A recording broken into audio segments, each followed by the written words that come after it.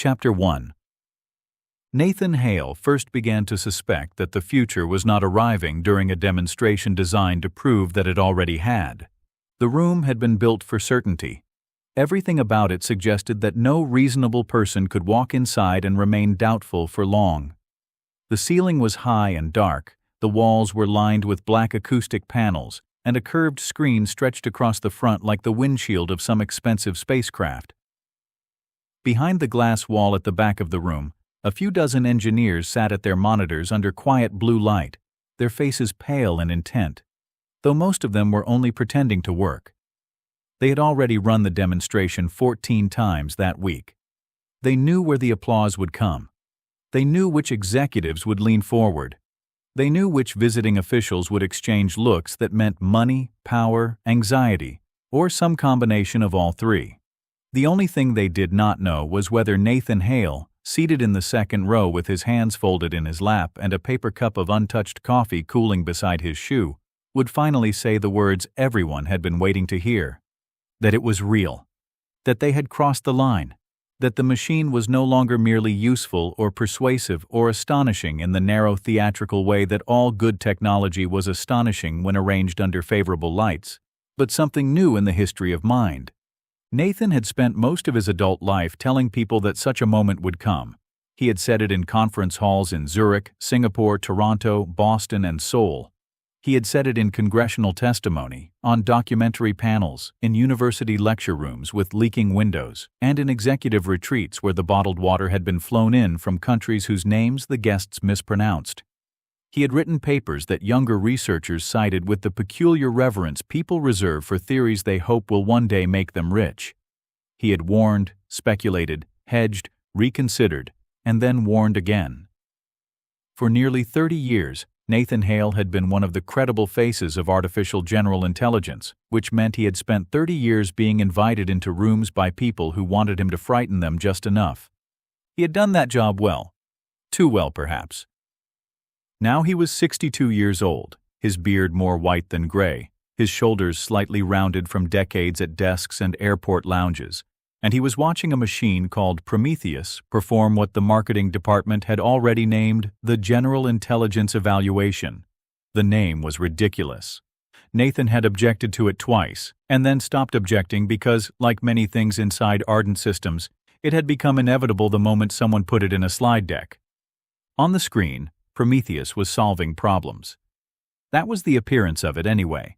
A simulated logistics crisis in Jakarta, a protein folding puzzle, a negotiation between fictional governments, a bug in a large codebase, a philosophical question about moral responsibility in autonomous systems, a visual reasoning task involving shapes, shadows, and hidden symmetries.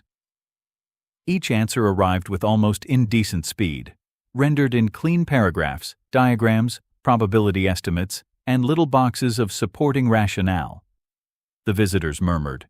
One of them, the deputy minister from Britain, actually whispered, "My God," though Nathan suspected the man had arrived hoping to say exactly that. The machine was impressive. Nathan would never deny that. Prometheus could do things that would have seemed like magic 20 years earlier and irresponsible exaggeration 10 years after that. It could summarize 100,000 pages of technical documents before a human analyst had finished pouring coffee.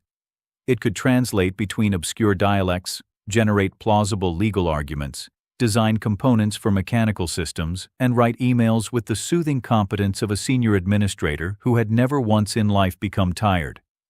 It could tutor a child in algebra, help a chemist scan possible compounds, identify contradictions in policy drafts, and produce on command a sonnet about warehouse automation in the voice of a minor romantic poet.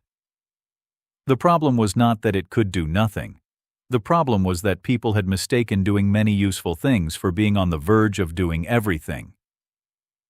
Nathan watched the answer to the negotiation task appear.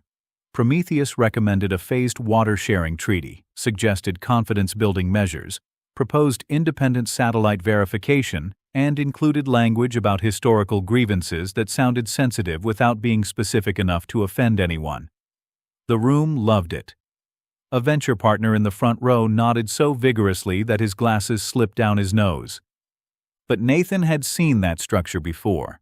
Not the exact words, not the exact treaty, but the shape of the answer, the rhetorical architecture, the careful balancing of stakeholders, the three-part de-escalation framework, the invocation of transparency, mutual benefit, and international oversight.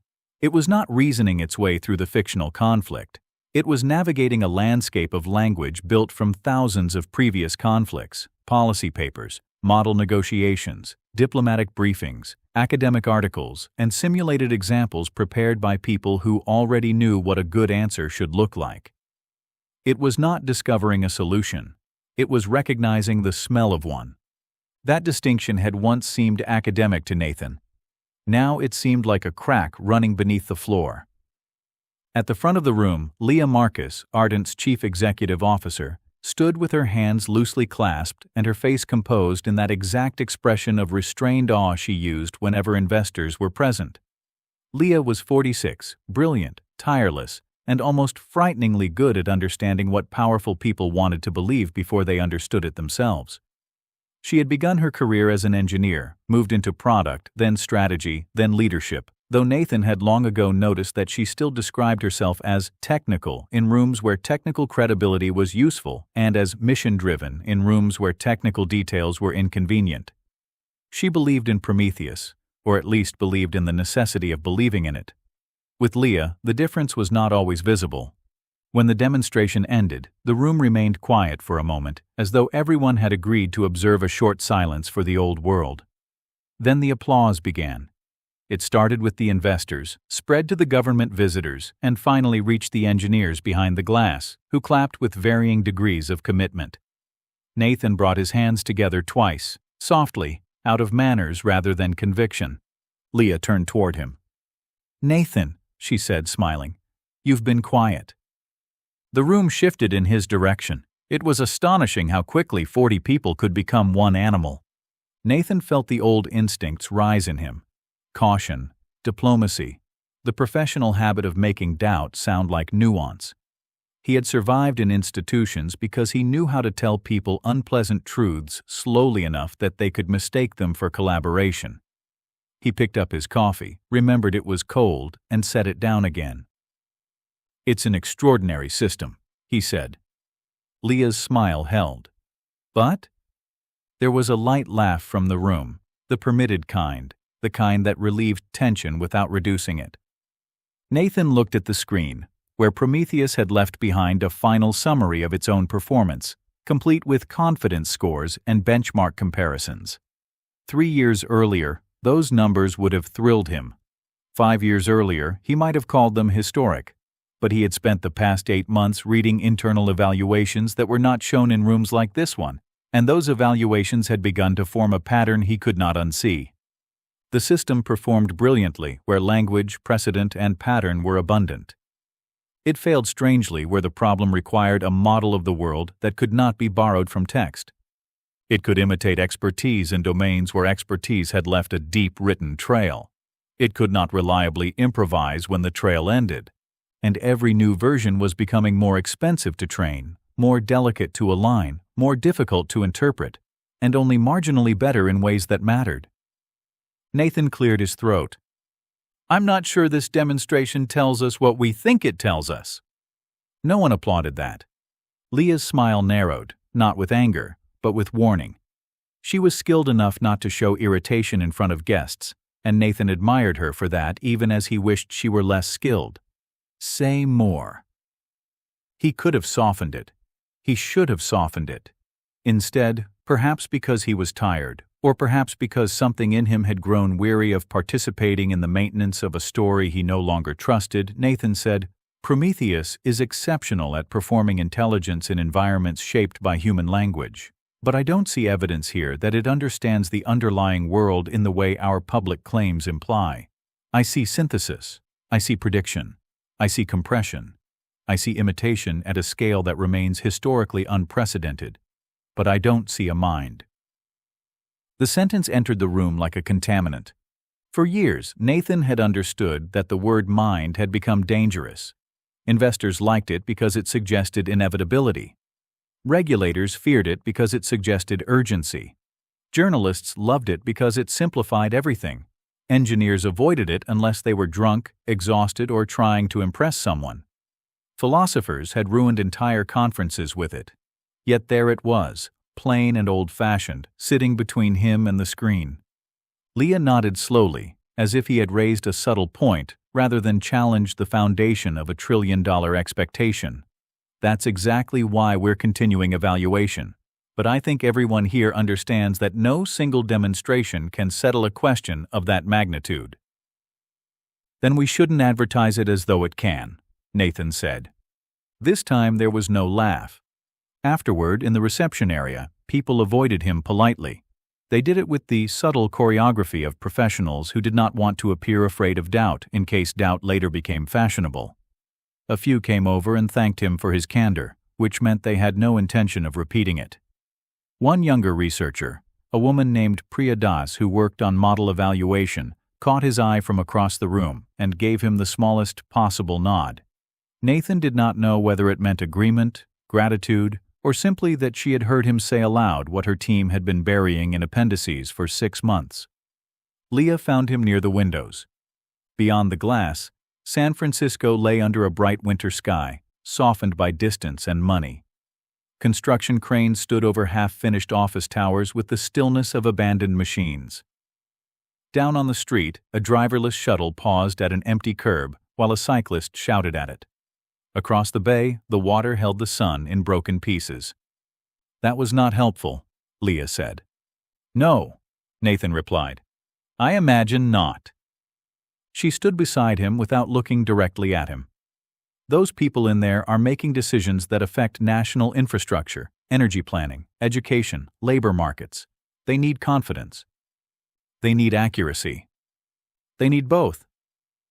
Nathan watched the shuttle attempt to merge back into traffic and then stop again. What they're getting is theater. Leah exhaled through her nose, almost a laugh, but not quite. You think this is theater? I think parts of it are. Prometheus passed every external benchmark we agreed to submit. Because the benchmarks are increasingly contaminated, overfit, or designed around the same assumptions we're trying to test. Then design better ones. We did. Leah finally turned to him. Nathan looked tired now, not dramatic, not righteous, only tired in the way older scientists became tired when their own ideas returned to them wearing expensive clothes and speaking in slogans. You've seen Priya's reports, he said. Leah's face changed by almost nothing, which told him enough. They're preliminary, she said. They're consistent. They're narrow. They're inconvenient. Leah looked back toward the reception where the deputy minister was laughing at something one of Ardent's policy directors had said. The world is moving whether you're comfortable with it or not. That's what worries me.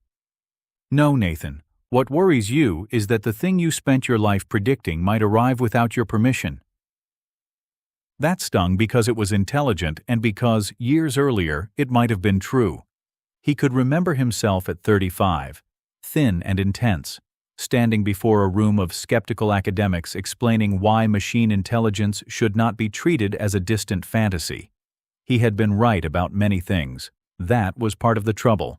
He had been right that language systems would become powerful, right that scale would matter, right that narrow tools would generalize in surprising ways, right that automation would move from factories into offices, from repetitive motion into judgment-adjacent work, from calculation into persuasion. He had been right often enough that people had continued listening after he should have begun speaking more carefully. But being early was not the same as being prophetic, and being partially right was sometimes more dangerous than being wrong. No, he said quietly. What worries me is that it won't arrive, and we've taught everyone to behave as though it already has. Leah studied him for a long moment. You should take some time off. Nathan smiled faintly. That sounds like concern. It is concern. For me or the share price? For both, in that order, depending on the day. That was the Leah he liked, the one who could still afford honesty in private. For a moment he remembered the early years at Ardent, when the company occupied 2 floors above a furniture showroom and the conference table had been rescued from a bankruptcy sale. Back then, Leah wore sneakers to investor meetings because she could not bear the idea of pretending to be less impatient than she was. Nathan had joined as chief scientist because she had promised him something rare, a company that would take the science seriously before the market corrupted it. And for a while, incredibly, they had. Then the models improved. Then the money arrived. Then the language changed. Tools became agents, agents became systems, systems became proto-minds, uncertainty became caution, caution became betrayal. Every capability gain was treated as evidence of an approaching wall of transformation, while every failure was described as temporary, solvable, or merely an artifact of insufficient scale. The public wanted a myth big enough to explain why the ground already felt unstable beneath them, and the industry provided one with a subscription plan. Nathan had helped build it. That was the thought he could not escape. "I don't need time off," he said. Leah softened a little. "Then what do you need?" He almost told her. Not everything, but enough. He almost said that the internal plateau was real, that the last 3 model generations had produced improvements too fragile to justify the expense, that the new reasoning modules were mostly scaffolds around older weaknesses, that emergent planning dissolved under adversarial conditions, that the much-discussed self-improvement loop failed whenever the system had to verify its own novel claims without human-curated feedback. He almost said that Ardent was not alone, that he had seen private numbers from competitors through the quiet academic channels that still existed beneath the corporate wars, and everyone was seeing the same thing while publicly announcing acceleration. Instead, he looked out over the city. "I need to know whether we're still scientists," he said. Leah did not answer. That evening, Nathan stayed late. The building emptied in stages. First the visitors left, then the executives, then the communications staff, then the product managers who always made a performance of being overworked while never being present after 6. By 8:30, the office had settled into the low mechanical hush Nathan preferred. The espresso machines were off. The glass rooms stood dark. Cleaning staff moved quietly through corridors, replacing the evidence of ambition with the smell of lemon disinfectant. Nathan sat in his office with Priya Das's evaluation reports open across 3 monitors. He had read them before, but not in sequence. That was how institutions protected themselves from knowledge.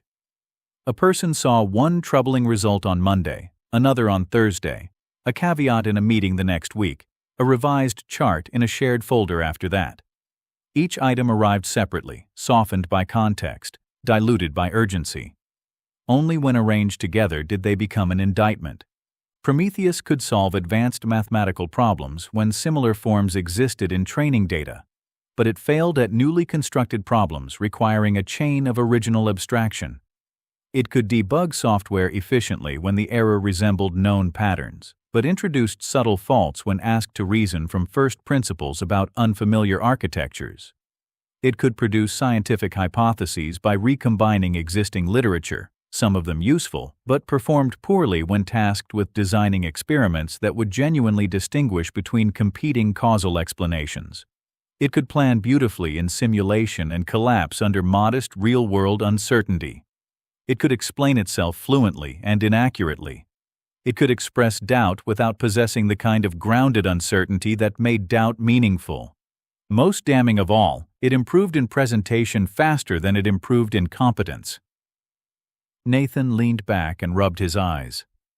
On one monitor, Priya had included a private note, not part of the formal report. It was only 2 sentences. "We may be measuring the polish on the mirror rather than the depth of the room. The system looks more intelligent as it becomes better at concealing the places where intelligence should be." Nathan read those sentences 3 times. At 9:17, an encrypted message arrived from an old colleague at a rival lab in Montreal. No greeting. No explanation. Just a file and a line of text. "You were right to ask." Nathan hesitated before opening the attachment. In his younger years, he would not have hesitated. Curiosity had once been stronger than caution in him, but age had made him more aware that knowledge was not a clean instrument. It arrived with obligations. It made certain forms of innocence unavailable. The file contained charts, internal benchmarks, cost curves, scaling projections, failure analyses, and transcripts from closed technical reviews. Different company, different model, different branding, same pattern, diminishing returns, unstable reasoning, escalating compute costs, no credible path to recursive self-improvement, no evidence of emerging agency beyond simulation and prompting. No mind. Nathan sat very still. Outside his office window, the city kept glowing with the confidence of systems that had not yet received bad news. Somewhere below him, investors were still telling each other that intelligence was now an engineering problem. Governments were planning schools for a world without conventional work. Parents were telling their children to study whatever machines could not do, though no one could agree what that was. Companies were laying off employees in anticipation of replacement systems that would still require hidden armies of contractors, auditors, engineers, lawyers, annotators, supervisors, and exhausted middle managers to keep them from embarrassing themselves. A civilization had begun reorganizing itself around an approaching event, and Nathan was looking at evidence that the event might not be approaching at all. He thought of his daughter, Emily, who taught high school biology in Portland and had once told him, not unkindly, that his industry had made every teenager she knew feel pre-obsolete. He thought of his wife, Mara, dead now 6 years, who had listened to him rehearse early Singularity talks at the kitchen table and had asked the one question audiences rarely did. What happens if you convince them? At the time, he had laughed and said that people were not so easily convinced. He had been wrong about that. Near midnight, Nathan printed the Montreal file, then immediately regretted it. The printer at the end of the hall came alive with a sound that seemed too loud in the empty building. He walked quickly to retrieve the pages, feeling absurdly like a thief, though he had stolen nothing except perhaps the privilege of continuing not to know. The pages were warm when he lifted them from the tray. On top was a chart showing model capability gains flattening against training cost. The curve rose beautifully at first, then bent, then nearly leveled, while the cost line climbed like a wall. Someone had circled the final cluster of points in red and written 3 words in the margin. Not enough runway. Nathan stared at the handwriting. For decades, the assumption had been that more data, more compute, more parameters, more synthetic training, more feedback, more integration, and more autonomy would eventually produce the transition. Not merely better software, but something qualitatively different. Something capable of improving itself beyond human speed. Something that would make the old categories irrelevant. That assumption had become the hidden theology of the industry. Even skeptics argued against it as one argues against a storm on the horizon. They accepted its shape by fearing it. But what if there was no storm? What if there was only weather? Useful, disruptive, profitable, dangerous weather, yes. Enough to damage economies and lives. Enough to concentrate power, displace workers, degrade trust, and flood the world with plausible nonsense. Enough to matter enormously, but not enough to become a god. Not enough to end human judgment. Not enough to relieve humanity of the burden of being human. Nathan returned to his office and closed the door. For a long time he did nothing. Then he opened a blank document. He typed a title. The Human Advantage. Limits of Current Machine Intelligence and the False Singularity Consensus. He looked at the words until they seemed written by someone else. Then, beneath them, he typed the first sentence. For 15 years, I have publicly argued that artificial general intelligence was likely within reach. I now believe that conclusion was wrong. He stopped. The sentence sat there quietly, irreversible in spirit if not yet in fact. Nathan understood that a document like this would not simply correct a misunderstanding. It would detonate friendships, contracts, valuations, government plans, careers, and whatever remained of his own reputation. People would say he had lost his nerve, lost his relevance, lost his access, lost his mind. Some would say he was brave, which was often what people called you when they were grateful not to be standing where you stood. Others would call him dangerous. The industry would not argue only with his evidence. It would argue with his age, his motives, his investments, his past statements, his dead wife, his daughter, his speaking fees, his hesitation, his timing, and the expression on his face in old interviews. Every weakness in his life would become part of the rebuttal.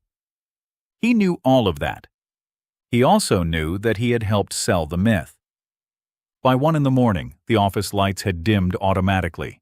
Nathan sat in the half-dark, surrounded by sleeping machines, and began to write.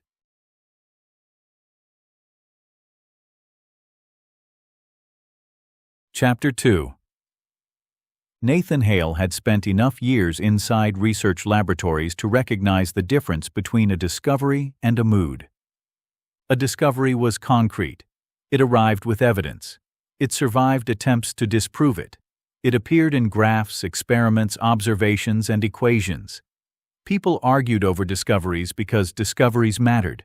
A mood was something else entirely. A mood spread through institutions without requiring proof. It appeared in conference hallways, investor presentations, keynote speeches, media articles, executive retreats, and government briefings. A mood could become so pervasive that people stopped noticing it. Eventually, it became the background assumption against which all other assumptions were measured.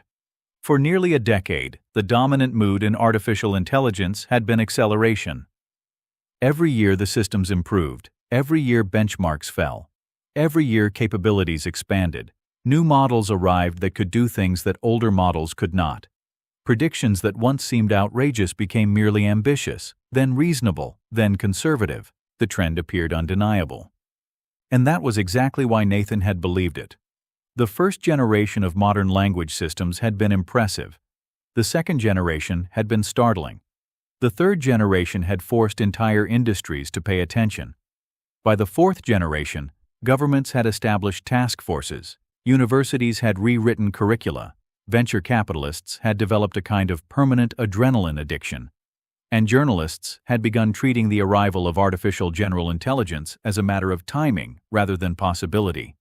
Nathan had watched it all unfold from inside the machine. He had participated in countless strategy meetings where executives discussed not whether human-level intelligence would emerge, but how quickly. He had reviewed projections showing self-improving systems appearing sometime during the next decade. He had spoken on stages where audience members asked whether humanity would still have meaningful work 20 years from now. The questions had changed. Nobody asked whether machine intelligence was possible anymore. They asked what would happen after it arrived. That subtle shift had become one of the most important developments in modern history. A civilization had moved from skepticism to anticipation, and anticipation was powerful. It altered investment decisions. It altered education systems. It altered public policy. It altered personal choices. Entire generations were beginning to organize their lives around expectations of a future that did not yet exist. Nathan had helped build those expectations. That realization haunted him far more than any technical mistake. The technical mistakes were understandable. Science advanced through error. Every researcher accumulated incorrect theories over the course of a career. Most eventually became footnotes. But stories were different. Once a story escaped into the culture, it developed a life of its own. And the story of the Singularity had escaped years ago. Now, it was everywhere.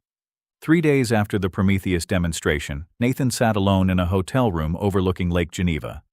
The annual Global Intelligence Summit had once been his favorite event of the year. 2 decades earlier, it had been a gathering of researchers, mathematicians, computer scientists, and philosophers trying to understand the nature of intelligence itself. The debates were technical, sometimes tedious, and occasionally brilliant. Now the summit resembled a cross between a technology conference, a political convention, and a financial carnival. The lobby downstairs contained government ministers, billionaires, startup founders, military planners, journalists, economists, celebrity futurists, and enough security personnel to invade a small country. Outside Nathan's window, the lake looked exactly as it always had. Gray water, gray sky, distant mountains. The indifference of nature was one of the few things he still trusted. His laptop rested open on the desk beside him.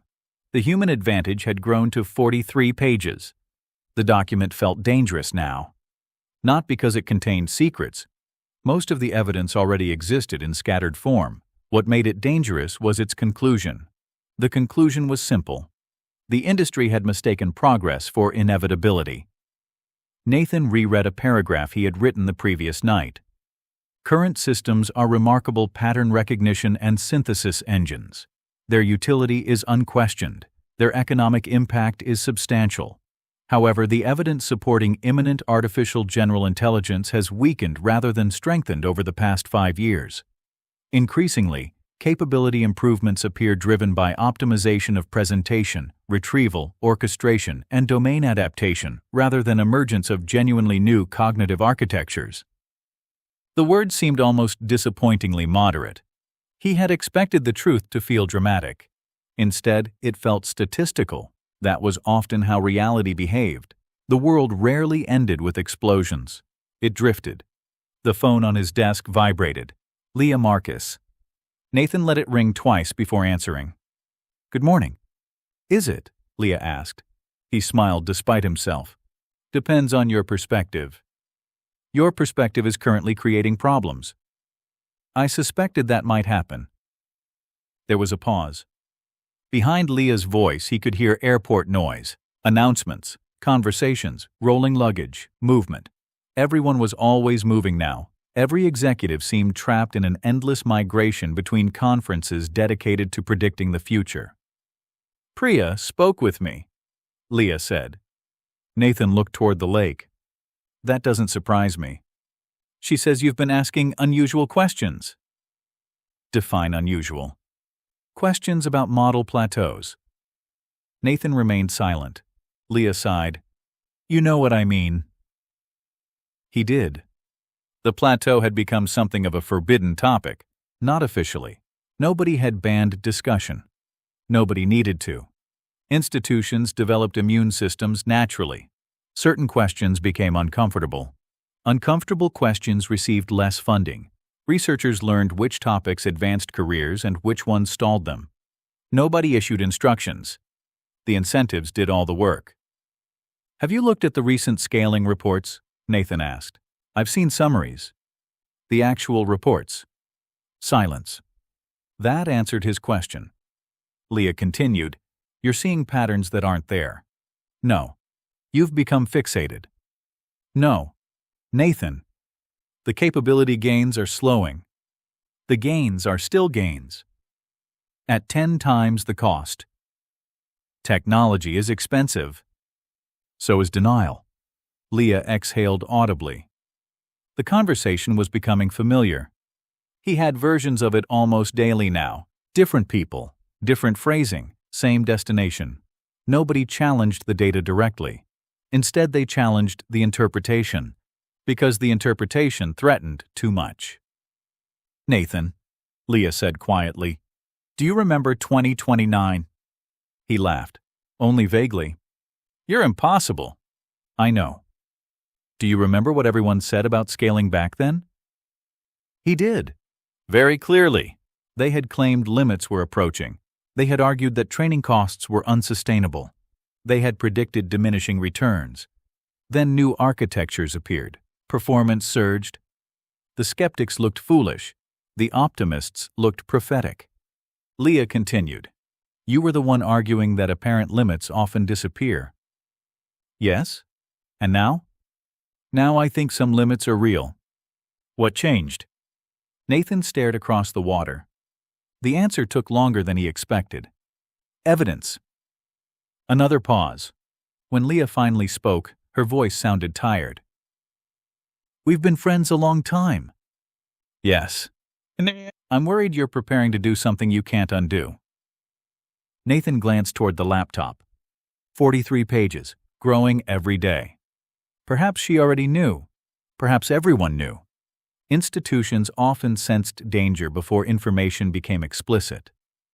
"I'm trying to understand what's true." "No." Her answer came immediately. "You're trying to decide whether to publish." Nathan said nothing. Leah had always been frighteningly perceptive. "Who told you?" "I didn't need anyone to tell me." Another pause. Then, "Please don't." The words surprised him. Not because she disagreed, because she sounded sincere. For a moment, Nathan could hear the older Leah beneath the executive. The engineer, the scientist, the woman who had once spent an entire weekend sleeping under a desk while debugging an early prototype because neither of them could afford enough staff. "Why?" he asked. "Because if you're wrong, you'll damage everything." "And if I'm right?" She didn't answer. That was answer enough. The keynote speech that afternoon drew nearly 4,000 attendees.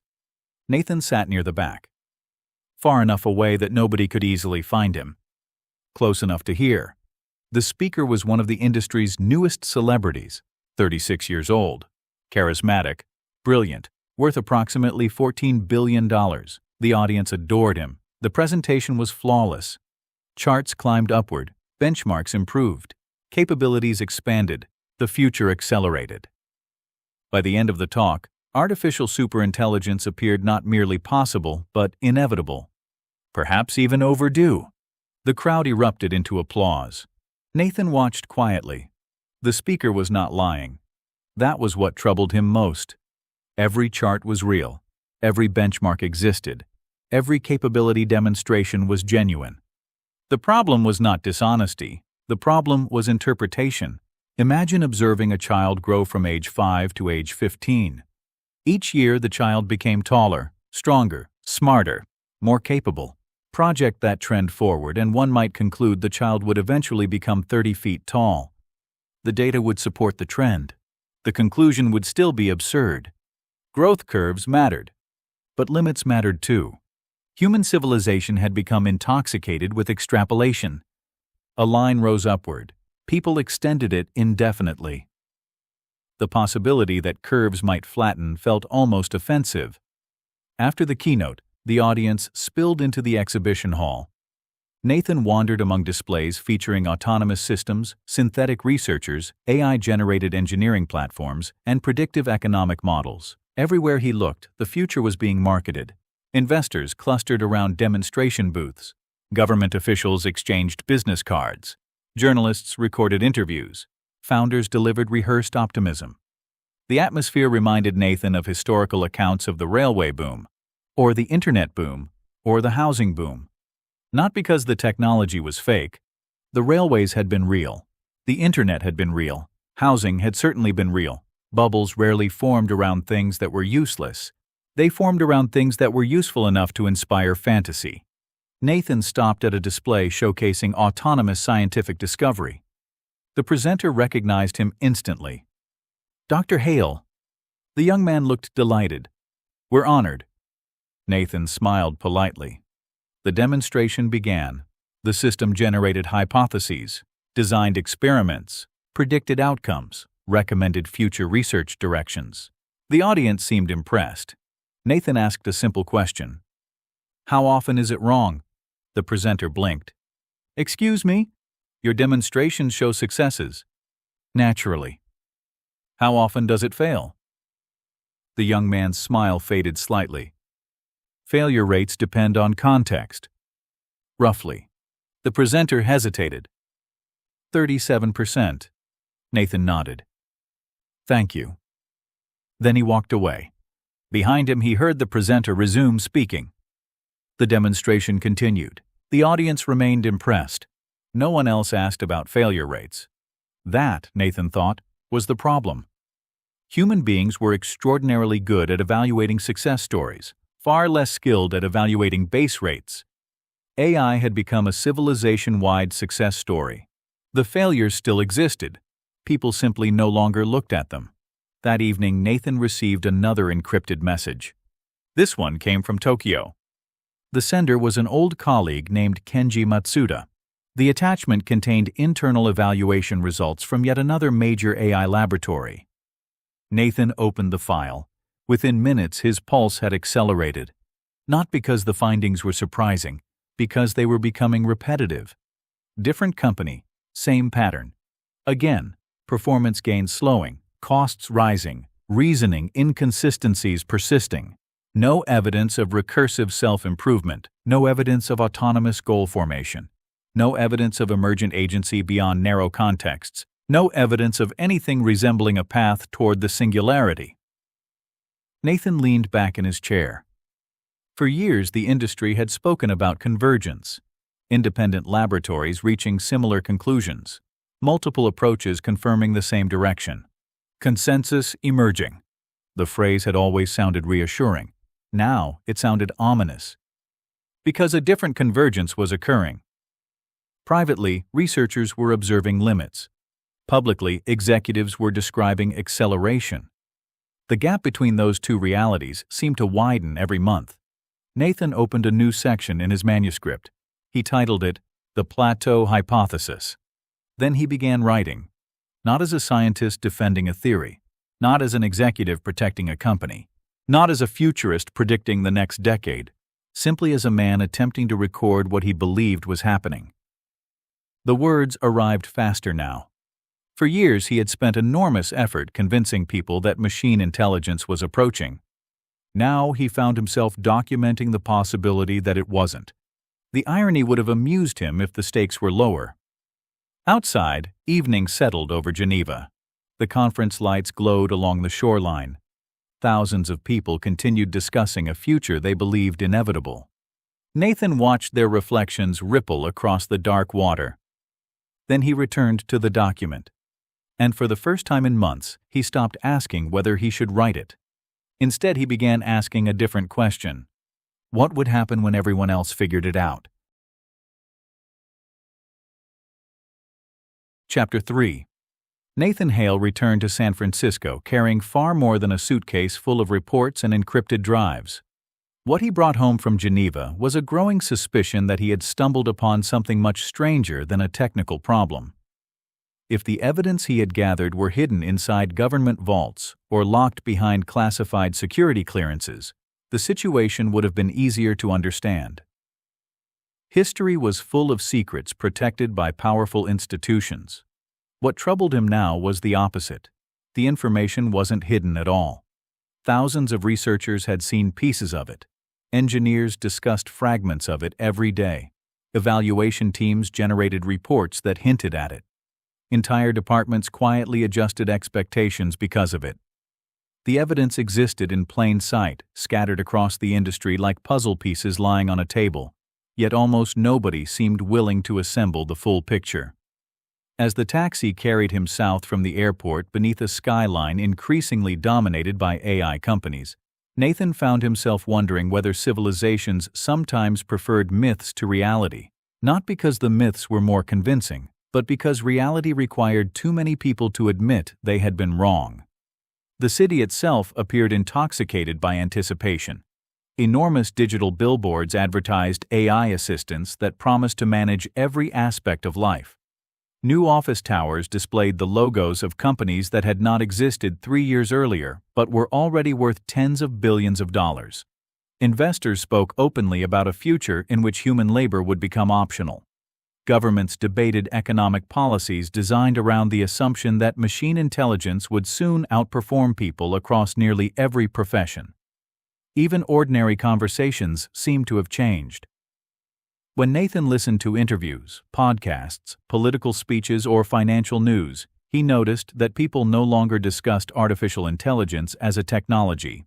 Increasingly, they discussed it as an approaching historical event. The distinction mattered. Technologies could succeed, fail, evolve, plateau, or disappear. Historical events carried an entirely different psychological weight. They acquired inevitability. They transformed from possibilities into expectations. Somewhere during the previous decade, the public conversation had quietly crossed that line. As the car moved through traffic, Nathan watched a driverless delivery vehicle navigate a complicated intersection with cautious precision. 10 years earlier, such a machine would have dominated headlines around the world. 20 years earlier, it would have been considered science fiction. Yet nobody seemed interested in celebrating actual achievements anymore. The conversation had shifted entirely toward what came next. Every breakthrough was now treated as evidence of an even larger breakthrough waiting just beyond the horizon. Every success became proof that the singularity was approaching. Every advance was interpreted not as a destination, but as a stepping stone. Nathan had spent much of his career encouraging that way of thinking. Looking back, he could now see how seductive it had been. Exponential growth possessed a kind of narrative gravity. Once people accepted that a trend existed, they found it almost impossible not to project the trend indefinitely into the future. The human mind was remarkably vulnerable to curves on graphs. Show someone a line rising upward for long enough, and they would begin imagining the sky itself had become optional. When he finally arrived home, he discovered that the house felt different. For several moments, he could not identify why. Then he realized the feeling had nothing to do with the house itself. It had been 6 years since Mara's death, but certain absences never stabilized into normality. They simply became familiar. The late afternoon light spilling through the windows triggered memories he no longer expected. He could still imagine her standing in the kitchen, still hear her asking questions that somehow cut through months of technical discussion with a single sentence. Mara had never been impressed by complexity for its own sake. Whenever Nathan returned home excited about some breakthrough, she invariably asked the simplest question in the room. It had annoyed him when he was younger. He missed it desperately now. That evening he transformed the guest bedroom into a temporary archive. Reports accumulated across the desk. Evaluation summaries spread across the floor. Printouts covered entire sections of wall space. By midnight, the room resembled the office of a historian attempting to reconstruct a forgotten civilization from scattered fragments. Nathan stood in the center of it all and felt vaguely ridiculous. If someone had photographed the scene without context, they would have assumed he had become obsessed with a conspiracy theory. Yet the irony was impossible to ignore. For decades he had criticized people who assembled elaborate narratives from disconnected facts, and now he found himself standing before walls covered in charts and diagrams, searching for patterns. The difference, he hoped, was that his evidence actually existed. The next morning brought rain, low clouds, and a message from Priya Das asking whether they could meet somewhere off company systems. The request immediately caught his attention because it carried a level of caution unusual even within the increasingly secretive world of advanced AI research. When they met later that morning at a small coffee shop near Berkeley, Priya arrived without a laptop, without a tablet, and most notably, without a phone. She ordered coffee, sat across from him, and spent nearly a minute staring out the window before speaking. Nathan recognized the expression instantly. It was the look of someone who had spent a long time carrying a thought they no longer wanted to carry alone. The conversation that followed would later become one of the most important of Nathan's life. Priya explained that informal networks of researchers had quietly emerged across the industry, connecting scientists from competing laboratories who shared a growing concern that public expectations and private observations were beginning to diverge. Officially, the major AI companies remained fierce competitors. Unofficially, researchers still talked. Former classmates remained friends. Academic collaborations persisted beneath corporate boundaries. Information moved through human relationships the way water moved through cracks in stone. Over the previous year, many of these researchers had independently reached a similar conclusion. The systems were still improving. The technology remained extraordinary. Yet the nature of the improvement was increasingly different from what the public imagined. Advances in presentation, workflow integration, retrieval systems, memory management, orchestration, and specialized domain performance continued at impressive rates, while progress toward anything resembling genuine autonomous reasoning appeared to be slowing dramatically. Nathan listened carefully as Priya spread printed reports across the table. The data itself was familiar. What shocked him was its consistency. Different companies, different architectures, different evaluation methodologies. Yet the same pattern appeared repeatedly. Wherever researchers searched for evidence of self-directed understanding, robust reasoning under novel conditions, autonomous learning, or the emergence of independent agency, they encountered limitations that seemed strangely persistent. The systems became more polished, more convincing, more useful, more persuasive. Yet beneath the growing sophistication of their presentation, fundamental weaknesses remained stubbornly intact. It was as though the industry had spent years improving the appearance of intelligence while making comparatively little progress toward the thing itself. At one point, Priya quietly remarked that they were not dealing with a conspiracy. Nathan immediately understood what she meant. Conspiracies required coordination. They required deliberate deception. What she described was something much more powerful and much more common. It was a belief system. Investors wanted acceleration because acceleration justified valuations. Governments wanted acceleration because acceleration justified strategic initiatives. Companies wanted acceleration because acceleration attracted talent and capital. Researchers wanted acceleration because acceleration secured funding. Journalists wanted acceleration because acceleration produced headlines. No one needed to lie. The incentives naturally selected for optimism. Every participant could remain completely sincere while collectively drifting farther from reality. As Nathan walked back to his car through the rain later that afternoon, he found himself remembering something Mara had asked years earlier after attending one of his public lectures. He had spent nearly an hour explaining the possibility of machine superintelligence to a fascinated audience. The crowd had loved it. Reporters had quoted it. Investors had discussed it afterward. Yet halfway home, Mara had turned toward him and asked a single question that he had largely forgotten until now. What happens if people start needing it to be true? At the time he had laughed. Now he wasn't laughing. Because for the first time, Nathan was beginning to suspect that millions of people did need it to be true. And if that was the case, then the technical debate he had spent his career participating in was about to become something far larger, far messier, and far more dangerous than a disagreement about artificial intelligence. It was becoming a conflict between reality and belief, and history suggested that reality did not always win quickly. Chapter 4. Nathan Hale had spent most of his professional life around scientists, engineers, mathematicians, and the occasional philosopher, which meant he was accustomed to people who could tolerate uncertainty for extended periods of time. Researchers often disagreed fiercely, but they generally accepted that reality did not care about their preferences. A hypothesis could survive or fail. A theory could strengthen or weaken. An experiment could produce results that nobody wanted. There was an implicit understanding that nature was under no obligation to cooperate with human expectations. Investors, Nathan had gradually learned, operated according to a different relationship with uncertainty. Their world was not built upon what was true in the present, but upon what might become true in the future. Entire fortunes depended on probabilities, projections, narratives, and confidence. A scientist could spend years proving something was impossible and receive a polite round of applause. An investor who correctly anticipated the next technological transformation could reshape industries, governments, and personal wealth on a scale that few scientists would ever experience. Because of that difference, investors developed an unusual sensitivity to stories. They were constantly searching for narratives capable of organizing the future.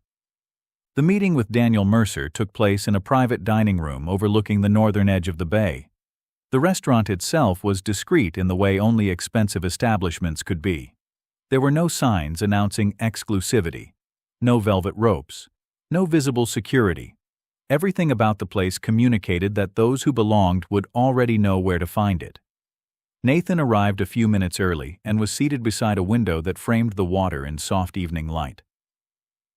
Cargo ships moved slowly in the distance, their silhouettes dark against a horizon turning gold beneath the setting sun. For a few moments he found himself distracted by the view, grateful for a scene that obeyed physical laws rather than market expectations. Daniel Mercer arrived precisely on time.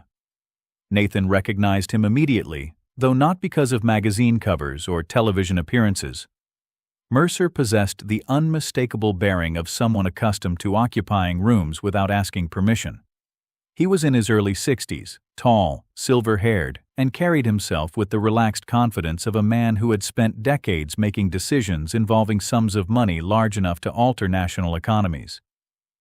Yet what struck Nathan most was how ordinary he appeared. There was no theatrical charisma, no exaggerated energy. If anything, Mercer resembled a university professor more than one of the most influential investors in the world. After brief introductions and a few minutes of polite conversation about travel and conference schedules, The discussion arrived at its actual destination with remarkable efficiency. "I'll save us both some time," Mercer said as the waiter departed. "You're writing something." Nathan studied him for a moment before nodding. There seemed little value in pretending otherwise. "That's a broad statement." "It's a specific statement." Nathan smiled faintly. Mercer returned the smile. "The advantage of being old is that people underestimate how much information still travels through human beings." "I've noticed." "I'm sure you have." For a few moments, neither man spoke. Outside the window, a tugboat moved slowly across the bay, guiding a larger vessel toward open water. Nathan found himself watching it with unexpected interest. Finally, Mercer leaned forward slightly. "I'd like to ask you a question, Nathan. Not as an investor. Not as someone with money at stake. Just as a person trying to understand what you think is happening." Nathan appreciated the phrasing because it was obviously untrue. Everything Mercer did involved money at stake. The difference was that he was honest enough to acknowledge the distinction while simultaneously ignoring it. "What would you like to know?" Mercer folded his hands together. "Do you believe artificial general intelligence is impossible?" The question was so direct that Nathan almost laughed. "No." Mercer's eyebrows rose slightly. "No. No." The investor leaned back. "That's not what I expected." "Most people are misunderstanding my concerns." Mercer gestured for him to continue. Nathan took a moment to organize his thoughts. The distinction mattered. "I don't think intelligence is impossible to reproduce," he said. "I don't think machine cognition is inherently unattainable. What concerns me is the assumption that current approaches inevitably lead there. Those are two very different claims." Mercer remained silent. Nathan continued. "The public conversation increasingly treats present-day AI systems as primitive versions of future minds. The assumption is that they're children who will eventually become adults if we continue scaling them. But what if that's the wrong analogy? What if there's something else entirely? Something extraordinarily useful but fundamentally different?" The investor nodded slowly. "You're suggesting we've mistaken a tool for a prototype?" "Possibly." The word hung between them. Possibly. Nathan had become increasingly careful with certainty. One of the privileges of age was discovering how dangerous certainty could become. The waiter arrived with drinks. The interruption provided both men an opportunity to think. When they were alone again, Mercer surprised him. "Have you ever studied railway bubbles?" Nathan blinked. "Railway bubbles?" "England, 19th century." Nathan nodded cautiously. "A little." Mercer smiled. "The railways changed everything. They transformed transportation, commerce, communication, and economic development. They were among the most important technologies ever developed." The investors were correct about the technology. He paused. They were catastrophically wrong about the valuations. Nathan felt an uncomfortable recognition forming. Mercer continued. "The same thing happened with radio, automobiles, aviation, the internet. In every case, the underlying technology transformed society. The mistake was assuming that transformation justified every prediction attached to it." The waiter delivered dinner. Neither man touched it immediately. Mercer looked out toward the water. "People misunderstand bubbles. They think bubbles require fraud. They don't. Most bubbles form around something real." Nathan nodded. That matched his own thinking exactly. "The internet changed the world," Mercer continued. "But that didn't mean every internet company deserved infinite valuation. Housing matters. That didn't justify every housing price. Railroads mattered. That didn't justify every railroad stock." He turned back toward Nathan. "So let me ask the question differently." Nathan waited. Mercer's gaze remained steady. "What if the singularity is the valuation?" The sentence landed with surprising force. Nathan felt himself sit slightly straighter. Because that was it. That was exactly it. Not the technology, the expectation, the promise, the imagined future. For years, people had treated the singularity as a technological prediction. Increasingly, Nathan suspected it functioned more like a financial assumption.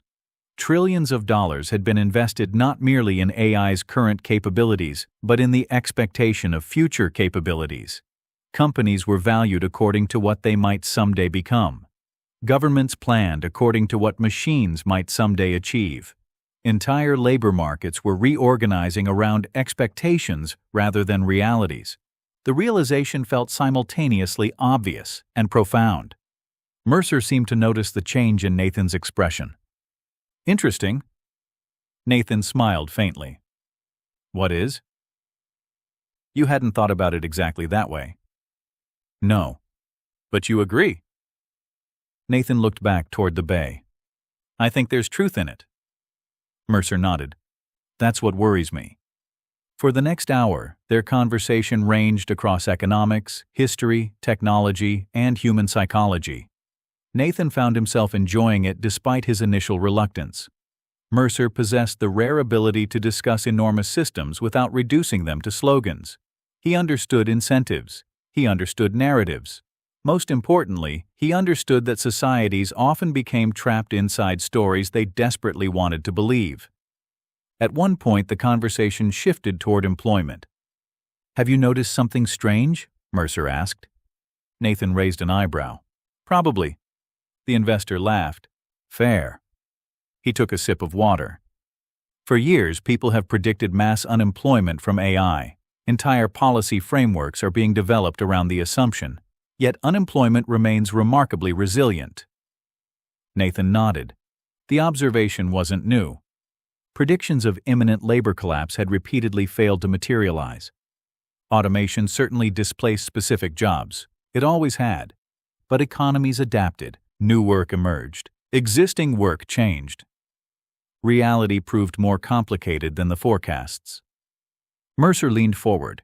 "Do you know why I think that is?" Nathan waited. "Because human labor isn't merely task completion." The sentence reminded Nathan of something Mara might have said. Mercer continued. "Most analyses treat work as a collection of discrete activities.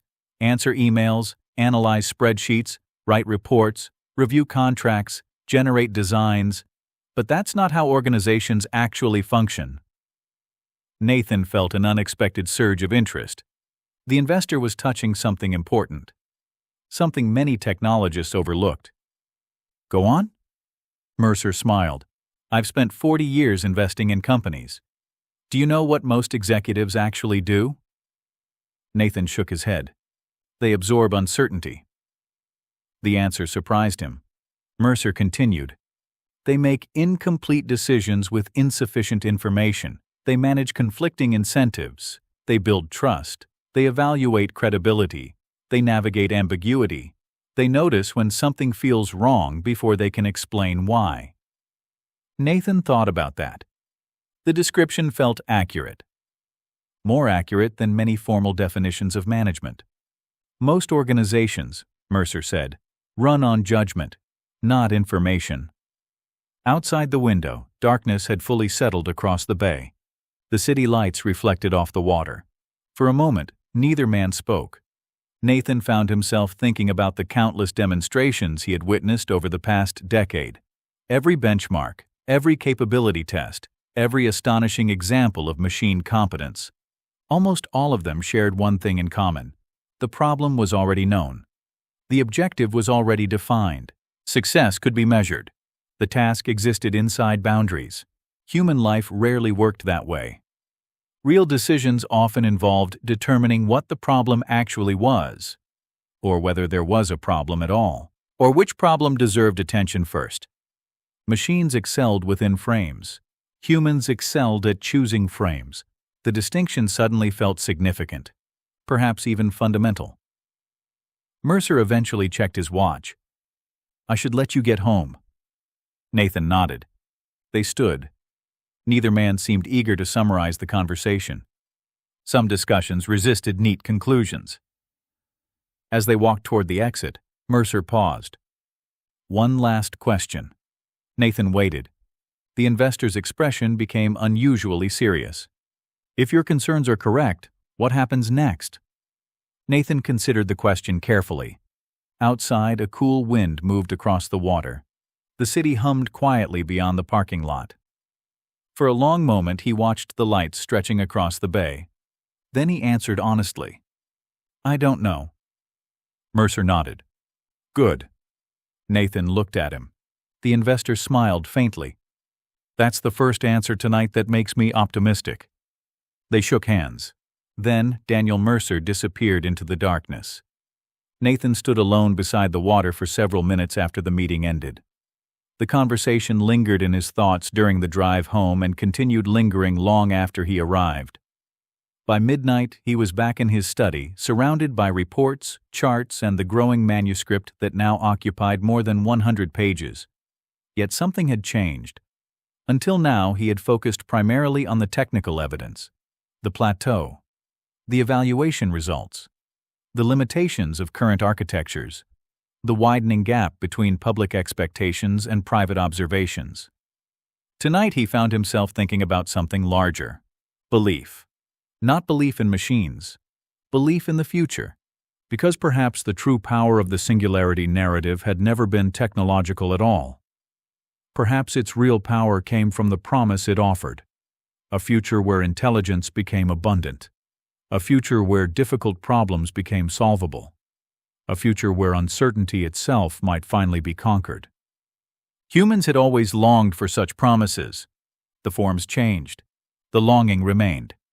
As Nathan stared at the blinking cursor on his screen, he began to suspect that the greatest challenge ahead would not be convincing people that machine intelligence had limits. The greatest challenge would be convincing them that limits might not be a tragedy. Because if humanity had spent the past decade preparing to hand responsibility over to something greater than itself, then the possibility that no such successor was coming might prove far more unsettling than anyone yet understood.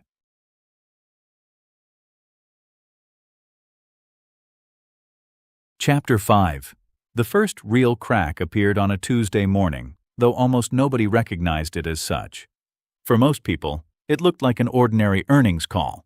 A large technology company reported quarterly results. Executives discussed growth initiatives. Analysts asked questions. Journalists extracted headlines. Investors updated spreadsheets. Markets moved a few percentage points in one direction or another before turning their attention to the next event. The entire process repeated thousands of times every year. Yet as Nathan Hale sat in his study listening to the call through a pair of aging headphones, he felt the familiar sensation that something important was happening beneath the surface. It reminded him of his early years as a researcher, when a seemingly insignificant anomaly would appear in an experiment. Most anomalies turned out to be measurement errors. Occasionally they revealed something much larger. The chief executive on the call sounded enthusiastic. Revenue growth remained strong. Customer adoption continued accelerating. Demand for AI services exceeded expectations. The prepared remarks contained all the phrases investors had come to expect: transformational opportunity, long-term growth trajectory, historic technological shift, unprecedented demand. Nothing unusual there. The interesting part arrived during the questions. An analyst from a major investment bank asked about infrastructure costs. The answer lasted less than 2 minutes. Nathan replayed it 3 times. Not because of what the executive said, because of what he avoided saying. The company had spent nearly $30 billion expanding computational infrastructure over the previous 18 months. Everyone knew that. The numbers were public. What the executive did not clearly explain was why those costs continued growing faster than capability improvements. Instead, the response drifted toward customer demand, future opportunities, and strategic positioning. The answer sounded convincing. It simply didn't answer the question. Nathan opened a spreadsheet and entered the latest figures beside data he had been collecting for months. The pattern was becoming impossible to ignore. Across the industry, the economics were growing increasingly strange. Compute expenditures were rising dramatically. Training costs were rising dramatically. Energy consumption was rising dramatically. Yet capability improvements, while still real, appeared increasingly incremental. 10 years earlier, a tenfold increase in computational resources might have produced astonishing leaps in performance. Now similar expenditures often generated improvements that required benchmark specialists to explain. That did not mean progress had stopped. Far from it. The systems remained useful, sometimes remarkably useful. But the relationship between investment and improvement appeared to be changing. The curve was bending. The industry simply didn't want to discuss it. Nathan stared at the growing spreadsheet. Numbers had always possessed a certain honesty that public narratives lacked. A graph did not care whether it supported an executive's compensation package. A cost curve felt no loyalty toward shareholders. Mathematical relationships remained stubbornly indifferent to public enthusiasm. Perhaps that was why he found himself trusting numbers more as he grew older. People became invested in stories. Numbers merely described consequences. By noon, his inbox contained 3 additional messages from researchers at other companies. The communications arrived through encrypted channels and avoided unnecessary details, but the pattern remained familiar. Internal evaluations continued showing diminishing returns. New model releases required dramatically larger budgets for increasingly modest gains. Some teams had quietly begun shifting resources away from scaling and toward optimization, workflow integration, and domain-specific applications because those areas produced measurable value, while fundamental capability gains became harder to obtain. The messages were not dramatic. No one claimed the industry was collapsing. No one suggested AI was a failure. In some ways, the opposite was true. The technology had become so useful that practical deployment now mattered more than speculative breakthroughs. Yet public discussion remained fixated on the next leap, the next revolution, the next emergence, the next moment when machines would supposedly cross some invisible threshold and become something fundamentally different. Nathan found himself wondering whether expectations often peaked just as reality began asserting itself. History offered numerous examples. The railway boom had survived. Railways transformed civilization. The automobile industry survived. Cars transformed civilization. The Internet survived. The Internet transformed civilization. What failed were the fantasies attached to them. Investors often assumed that technological importance and financial valuation were the same thing. They weren't. A technology could change the world and still disappoint those who expected miracles. That afternoon, Nathan drove across the bay to meet an old friend named Victor Lang. Victor had spent most of his career analyzing technology markets and possessed an unusual talent for identifying trends before they became obvious. Unlike many analysts, he cared less about stock prices than underlying structures. He treated industries the way geologists treated fault lines. The restaurant they chose overlooked the marina. Sailboats rocked gently against their moorings while seabirds drifted across a bright blue sky. It was the kind of afternoon that encouraged people to imagine the world was simpler than it really was. Victor arrived carrying a tablet and a worn leather notebook. "You're becoming difficult to find," he said as he sat down. Nathan smiled. "I wasn't aware I was hiding." "You're not hiding. You're thinking." Victor signaled for coffee. "In my experience, that's usually more dangerous." They spent the first half hour discussing ordinary matters. Families, aging, former colleagues. The peculiar realization that many of the industry's younger stars had been children when Nathan published some of his most influential papers. Eventually, Victor leaned back. "All right," Nathan laughed. "All right what?" "You didn't ask me to meet because you wanted to discuss retirement planning." "Fair enough." Nathan reached into his briefcase and removed several charts. Victor examined them quietly. Minutes passed. The marina sparkled outside. Coffee cooled. Neither man spoke. Finally, Victor set the papers down. "Interesting." Nathan waited. "You're looking at capital efficiency?" "Among other things." Victor nodded. "That's the right place to look." Nathan had suspected as much. Most public discussions focused on capability benchmarks, how well models performed, which tasks they could complete, what new abilities had appeared. Far fewer people examined economics. Yet economics ultimately determined sustainability. A capability that required $1 might spread across the world. A capability requiring $1 million per use would remain niche regardless of its sophistication. Victor studied the charts again.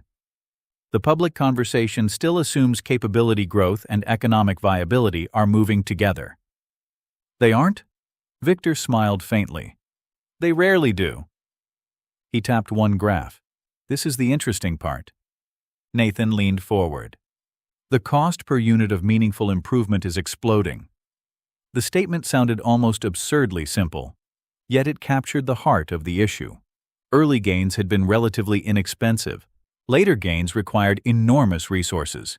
Each new advance demanded larger investments, larger training clusters, larger energy budgets, larger engineering teams, larger infrastructure commitments. The gains continued, but they arrived more reluctantly, like water squeezed from increasingly dry stone. Victor took another sip of coffee. Markets can tolerate expensive growth for a long time. Nathan nodded. But eventually someone asks whether the growth justifies the expense. The words lingered between them, because that question sat at the center of everything. Not whether AI worked, it clearly worked. Not whether it mattered. It clearly mattered. The question was whether current approaches actually led toward the future everyone expected, or whether the industry had mistaken a powerful tool for the beginning of something much larger. When Nathan returned home that evening, he found himself thinking less about technology and more about human behavior. For decades, he had assumed that intelligence represented the central mystery of artificial intelligence. Increasingly, he suspected the real mystery involved belief. Why were people so eager for the singularity? The question seemed obvious at first: power, productivity, scientific progress, economic growth.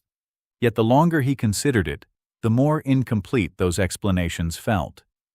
The attraction appeared deeper than that. The singularity offered a form of relief. If a superior intelligence was coming, perhaps humanity would no longer be responsible for solving its own problems. Perhaps climate change, disease, poverty, political conflict, resource management, and countless other challenges would eventually be handed over to something wiser. The promise wasn't merely technological. It was psychological. The narrative suggested that history itself might be approaching a handoff, a moment when human limitations ceased being the primary constraint. As twilight settled across the bay, Nathan sat alone in his study and reread sections of his manuscript. The document had grown beyond 150 pages. What had begun as a technical review was gradually becoming something else. The evidence still mattered. The charts still mattered. The evaluations still mattered. Yet increasingly they felt like pieces of a larger story. The story of a civilization that had become captivated by its own expectations. Outside the window, lights appeared one by one across the water. Ferries moved through the darkness. Airplanes crossed the sky like distant stars. Somewhere in the city, engineers continued training larger models. Investors continued funding larger projects. Governments continued drafting larger plans. The momentum remained enormous, perhaps unstoppable, and yet Nathan could not shake the feeling that beneath all the excitement, beneath all the headlines and valuations and predictions, a simpler reality was quietly asserting itself. Not every curve continued forever. Not every trend became destiny. Not every powerful technology evolved into a god. For the first time in months, he opened a fresh section of the manuscript and gave it a new title: The Hidden Numbers. Then, he began writing about something almost nobody wanted to discuss. Not what the machines could do, but what it cost to make them do it. Because he was beginning to suspect that the future of artificial intelligence might ultimately be determined not by breakthroughs in cognition, but by a far older force that had humbled countless technological dreams before it: economics. Chapter 6. Nathan Hale did not sleep much during the weeks that followed. The manuscript continued growing at a pace that surprised him, not because writing had become easier, but because new evidence seemed to arrive almost daily. What had begun as a personal investigation now felt increasingly like a convergence. Researchers from different companies, countries, and specialties continued reaching out through quiet channels, sharing observations that were often remarkably similar despite being generated independently. The specifics varied. Different organizations measured different things. Different evaluation teams focused on different capabilities. Yet the broader pattern remained stubbornly consistent. Modern AI systems were becoming more useful, more polished, more integrated, and more capable of assisting humans across a growing range of tasks. At the same time, many of the deeper limitations surrounding reasoning, autonomy, judgment, and genuine understanding appeared far more resistant to improvement than public narratives suggested. Nathan had expected disagreement. Instead, he was finding echoes. One evening, after nearly 10 hours of reviewing reports, he pushed himself away from his desk and walked outside. The sun had already disappeared behind the hills, leaving the bay painted in shades of blue and silver. A cool wind moved through the trees surrounding the house. Across the water, the lights of the city shimmered against the darkness, giving the impression of a civilization floating between certainty and reflection. Nathan often found that difficult questions became easier to examine when he was moving rather than sitting. Throughout his career, some of his best ideas had emerged while walking. Perhaps human cognition had evolved for landscapes rather than offices. As he followed a trail overlooking the shoreline, his thoughts drifted toward a question that had increasingly occupied him during recent months. If the singularity narrative was wrong, what exactly had people misunderstood? Most critics focused on technology itself. They argued that AI could not think, could not reason, could not create. Nathan considered those arguments simplistic. The machines clearly could do many of those things, at least to varying degrees. The real misunderstanding seemed subtler. Society had become fixated on measuring what machines were gaining while paying surprisingly little attention to what humans already possessed. That realization had emerged gradually. At first, Nathan had viewed intelligence as something that could be decomposed into individual capabilities: language, logic, planning, memory, learning, pattern recognition. Those assumptions had guided much of modern AI research. If intelligence consisted of components, then perhaps machines could eventually acquire those components one by one until the complete structure emerged naturally. Yet decades of work had produced an uncomfortable possibility. What if intelligence was not simply the sum of its parts? What if something essential existed in the relationships between those parts? The idea reminded Nathan of early aviation research. Engineers had spent years attempting to build flying machines by studying individual features of birds: wings, feathers, muscle structures, aerodynamics. Eventually, they discovered that successful flight did not require copying birds at all. Airplanes achieved the same outcome through entirely different principles. Perhaps the opposite was occurring with artificial intelligence. Researchers had become so focused on replicating visible outputs of human cognition that they were overlooking deeper mechanisms responsible for producing those outputs in the first place. The thought remained with him long after he returned home. The next morning, he received an unexpected call from his daughter. Emily rarely phoned during school hours. The timing immediately caught his attention. "Everything okay?" he asked after answering. "Everything's fine," she said. "I just had a free period." Nathan smiled. Emily always sounded slightly amused by the fact that he worried. "You sound tired." "Probably because I am." "Still working on your secret project?" Nathan laughed softly. Apparently the project was no longer entirely secret. "Something like that." There was a brief pause. Then Emily asked a question that surprised him. "Can I tell you something strange?" "Of course." "I've been watching my students." Nathan waited. "That's generally considered part of teaching." She ignored the joke. "The last couple years they've become convinced they're competing against machines." Nathan felt a familiar heaviness settle into his chest. Emily continued. "They talk about it constantly, not just careers, everything. Writing, art, problem solving, research. Some of them genuinely believe there's no point developing certain skills because computers will eventually do everything better. Nathan remained silent. The observation was hardly new, yet hearing it from his daughter carried different weight. "They're 16 years old," Emily said. "They're making decisions about their lives based on assumptions that nobody seems able to verify." Outside his study window, morning sunlight reflected off the bay. Nathan found himself staring at the water. "What do you tell them?" Emily laughed. "The truth." "Which is?" "Nobody knows." Nathan smiled. "Good answer." "It's also apparently unpopular." The conversation drifted toward other topics after that, but Emily's comment lingered long after the call ended, perhaps because it highlighted something he had increasingly noticed throughout society. The singularity was no longer merely a technological prediction. It had become a psychological force. People adjusted behavior based on expectations of future intelligence. Students selected majors. Governments drafted policies. Investors allocated capital. Workers reconsidered careers. Entire populations were making decisions today because of assumptions about tomorrow. And what if those assumptions were wrong? The question felt more urgent than ever. That afternoon, Nathan returned to the manuscript and began drafting what would become its central chapter. Until now, much of the document had focused on limitations, plateauing returns, economic constraints, persistent reasoning failures, misaligned expectations, important subjects certainly, but fundamentally negative ones. They described what machines might not become. This chapter would focus on something different. It would examine what humans already were. As he wrote, Nathan found himself revisiting conversations accumulated across decades.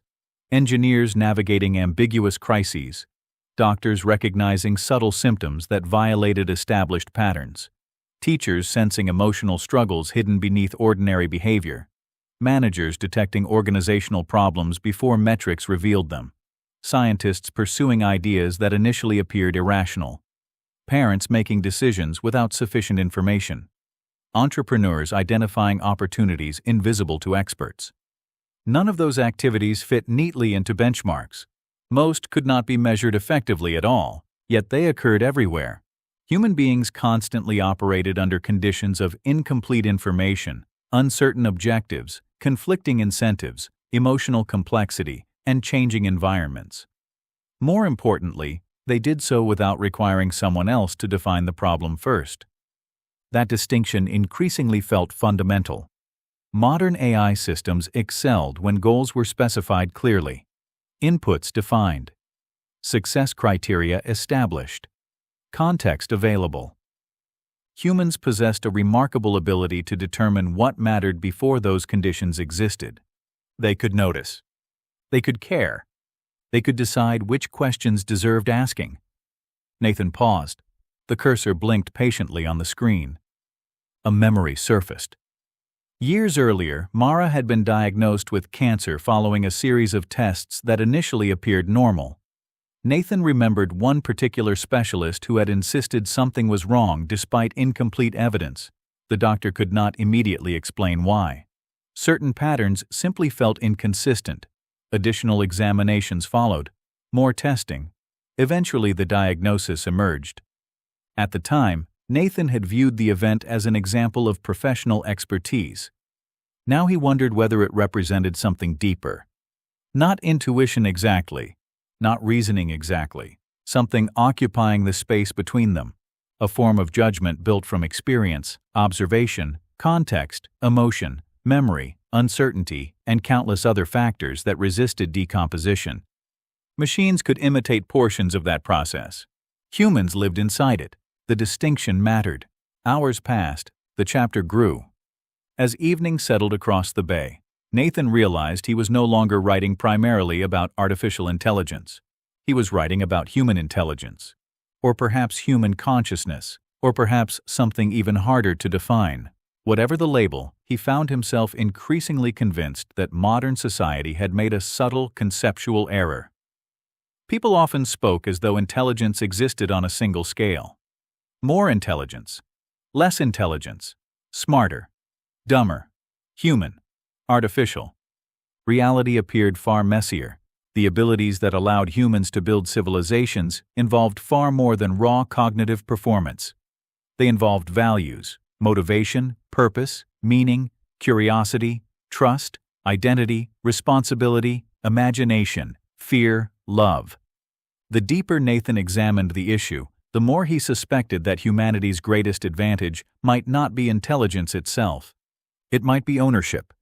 Human beings possessed their thoughts, their goals, their experiences, their lives.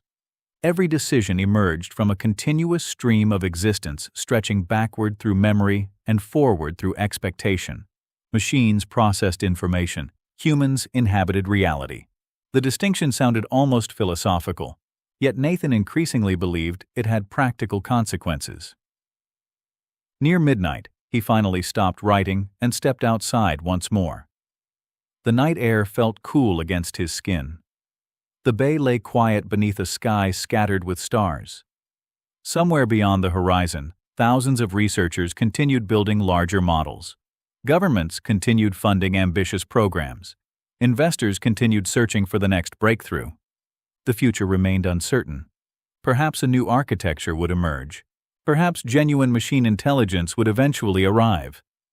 Nathan no longer claimed certainty on that question.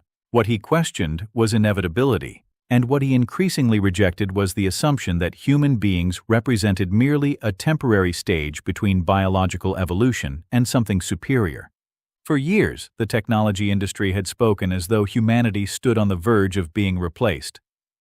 Tonight, standing beneath the stars, Nathan found himself considering a different possibility. Perhaps the most extraordinary intelligence on Earth was not the one people were trying to build. Perhaps it was the one they had spent the last decade learning to underestimate. When he returned to his desk, he added a new title to the manuscript: The Human Advantage. For the first time since beginning the project, the title felt less like a working draft and more like a conclusion. Chapter 7. The manuscript crossed 200 pages sometime during the second week of October, though Nathan Hale only noticed because his word processor displayed the number automatically in a small corner of the screen. The actual length no longer surprised him. What surprised him was how the project had changed.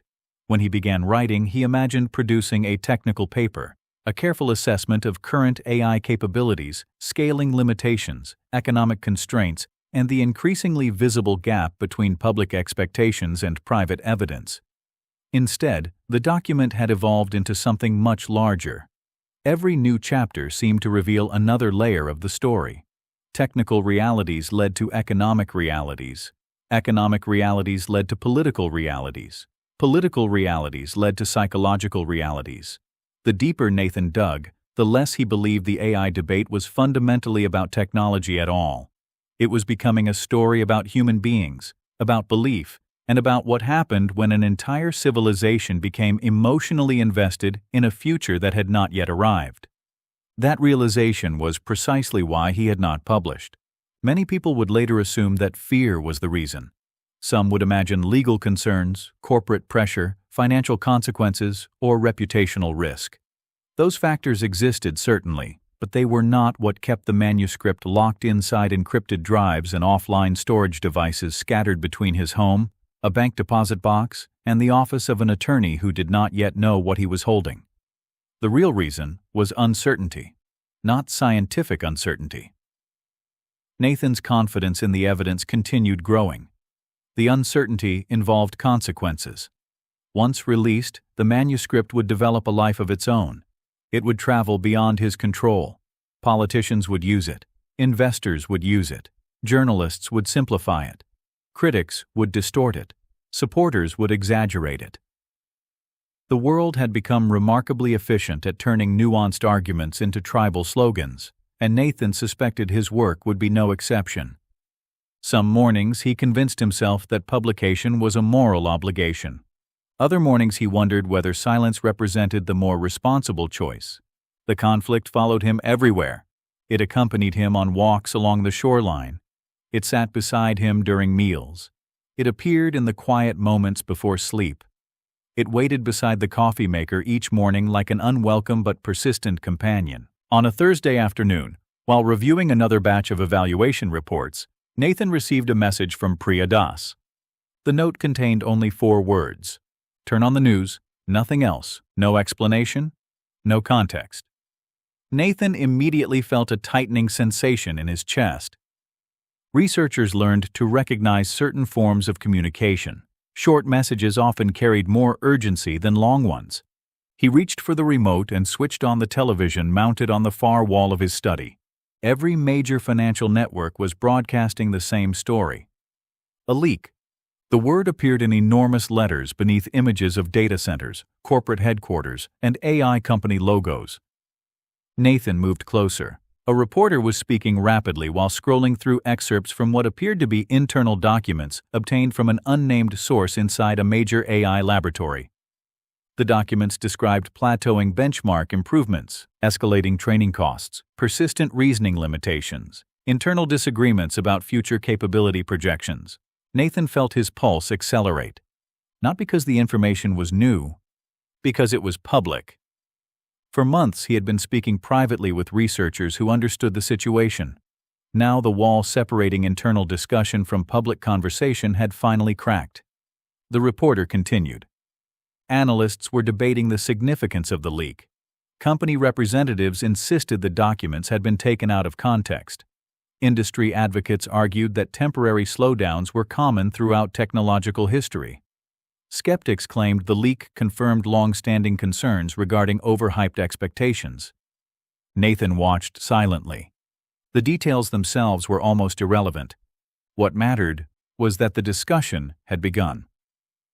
For years, the dominant narrative surrounding artificial intelligence had enjoyed something close to monopoly status. Questions focused on timing rather than direction. Debate centered on how quickly machine intelligence would surpass human capabilities rather than whether current approaches actually led there. Even critics generally accepted the underlying assumption. They worried about superintelligence. They worried about automation. They worried about concentration of power. Yet most shared the belief that increasingly powerful machine cognition remained inevitable. Now, for the first time, uncertainty had entered the conversation. Nathan's phone began vibrating almost immediately. Messages arrived from researchers across multiple companies, some excited, some nervous, some openly frightened. One message simply read, "It started." Nathan wasn't sure whether the sender intended the phrase as celebration or warning, perhaps both. Outside his window, the afternoon remained deceptively ordinary. Boats moved across the bay. Traffic flowed along distant highways. Sunlight reflected from office towers downtown. Nothing in the physical world suggested that anything had changed. Yet Nathan understood that narratives often shifted before institutions did. The first crack appeared in belief. Everything else followed later. Throughout the evening, the story spread. Financial commentators discussed valuation implications. Political analysts examined potential policy consequences. Technology journalists produced explainers attempting to summarize increasingly complicated technical questions for general audiences. Social media exploded into predictable camps. Some people declared the entire AI revolution fraudulent. Others dismissed the leak as irrelevant noise. Most appeared less interested in understanding the evidence than determining which existing worldview the evidence could support. Nathan found the reaction depressingly familiar. Human beings rarely processed information in isolation. Information entered existing narratives. Then it was reshaped accordingly. The leak itself revealed little that surprised industry insiders. The public reaction revealed everything. By midnight, Nathan had turned the television off and retreated to his study. The house felt unusually quiet. The manuscript remained open on his monitor, its unfinished chapters glowing softly in the darkness. For a long time, he simply stared at the screen. Then his phone rang. Leah Marcus. Nathan hesitated before answering. "Hello." The silence on the other end lasted several seconds. When Leah finally spoke, she sounded exhausted. "Well?" Nathan leaned back in his chair. "Well?" A faint laugh escaped her. Not amusement. Fatigue. "I suppose this was inevitable." "Probably." Another pause. Nathan imagined her sitting in some conference room surrounded by lawyers, communications advisors, executives, and investors. Every major company in the industry was likely conducting emergency meetings. Not because the leak itself contained devastating information, but because public uncertainty represented a threat few institutions knew how to manage. Leah spoke again. "Did you do it?" The question surprised him. "No. I didn't think so." "Then why ask?" "Because I had to." Nathan nodded despite knowing she couldn't see him. That was fair. The leak closely resembled concerns he had been discussing privately for months. He might have suspected himself under similar circumstances. "How bad is it?" he asked. Leah exhaled. "The documents aren't catastrophic. But the timing is." Nathan understood immediately. Narratives possessed momentum. For years, optimism had enjoyed the advantage. Now skepticism had entered the arena. Not victory, not dominance, just presence. And presence was enough. Because once people began questioning inevitability, they started looking differently at everything. The same evidence produced different conclusions. The same announcements sounded different. The same promises required more scrutiny. The conversation itself changed. Leah sounded distant when she spoke again. "You know what's strange?" "What?" "For years everyone accused us of exaggerating." Nathan waited. "Now I'm not sure anyone remembers what we actually said." The statement lingered. Because there was truth in it. Public narratives often evolved beyond their creators.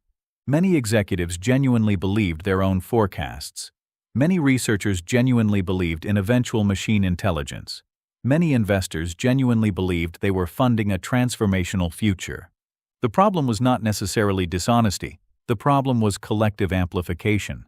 Thousands of optimistic assumptions reinforcing one another until uncertainty disappeared. Leah continued. "I still think you're wrong." Nathan smiled faintly. "I know. But I'm starting to think you're wrong for more interesting reasons than I originally assumed." The comment felt strangely complimentary. "Thank you." "Don't thank me yet." For several moments neither spoke. Then Leah asked a question that caught him completely off guard. "If you're right, what happens to all the people who built their identities around this?" Nathan looked toward the manuscript. The answer arrived immediately. "I don't know." And for perhaps the first time since this entire process began, that uncertainty frightened him. Because Leah wasn't asking about companies, or markets, or technology. She was asking about people. Students who had chosen careers based on assumptions about the future, researchers who had devoted decades to particular theories, entrepreneurs who had built entire businesses around anticipated breakthroughs, workers who feared replacement, governments planning for disruption, investors betting on transformation. An entire generation had grown up hearing that machine superintelligence was approaching. What happened if it wasn't? After the call ended, Nathan walked outside. The night air felt cool and still. Across the bay, the city lights stretched toward the horizon. Somewhere in those buildings, thousands of conversations were unfolding simultaneously. Journalists preparing stories, investors updating models, researchers exchanging messages, executives drafting statements. The leak would dominate headlines for days, perhaps weeks. Yet Nathan suspected its real impact would take longer to emerge. The documents themselves were not the story. The possibility they introduced was the story. The possibility that the future might be different than expected. As he stood beneath the stars, Nathan remembered something Daniel Mercer had said weeks earlier during their dinner overlooking the water. What if the singularity is the valuation? At the time, the observation had seemed insightful. Tonight it felt prophetic, because valuations could fall, narratives could change, expectations could collapse. But reality remained. The question was whether people would recognize it when it arrived. Back inside the house, Nathan returned to his desk and opened a new chapter in the manuscript. For a long time, he stared at the blank page. Then he typed a title, The Leak. Beneath it, he added a single sentence. The first public challenge to a belief system rarely destroys the belief system. It merely reveals that belief exists. Then he began writing. Chapter 8. For nearly 3 weeks after the leak, Nathan Hale did nothing. At least that was how it appeared from the outside. He gave no interviews. He published no articles. He made no public statements. He declined invitations from journalists, ignored requests from podcast hosts, and quietly rejected multiple offers to appear on television panels discussing the future of artificial intelligence. To many observers, the silence seemed unusual. Within certain circles, Nathan's skepticism had become an open secret. Rumors circulated among researchers. Investors exchanged speculation. Technology reporters began mentioning his name in articles discussing the growing debate over AI progress. Yet despite increasing attention, he remained largely invisible. The truth was that Nathan was working harder than he had at any point since his early career. Every morning began before sunrise: coffee, notes, revisions, evidence reviews. Every afternoon brought new data, new conversations, new challenges. Every evening ended with another round of edits to the manuscript. The document had grown beyond 300 pages and now occupied multiple versions stored across different locations. It no longer resembled a technical paper. It no longer resembled a book. Increasingly, it felt like a historical record assembled before history itself had decided what it wanted to become. The leak had changed something important. Not because it had proven Nathan correct. It hadn't. Reasonable people could still interpret the evidence differently. What the leak had done was introduce doubt into a narrative that previously allowed very little room for it. And once doubt entered a system, strange things happened. Questions multiplied. Conversations expanded. People who had remained silent began speaking. Researchers who previously shared concerns only in private became more willing to express uncertainty publicly. Investors started asking different questions during earnings calls. Journalists began seeking out dissenting perspectives. University departments organized debates that would have been considered unnecessary a year earlier. The shift was subtle, but it was real. Nathan noticed it everywhere. One evening, he sat alone in his study reviewing financial reports from several major AI firms when an email arrived from an economist at Stanford whom he had not spoken with in nearly a decade. The message contained no greeting and no explanation. Attached was a paper examining long-term productivity gains associated with AI deployment across several industries. The findings were fascinating. Not because they were negative, because they were modest. The systems clearly improved productivity.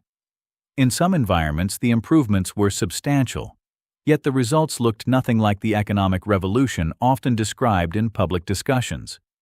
Most gains resembled previous waves of automation.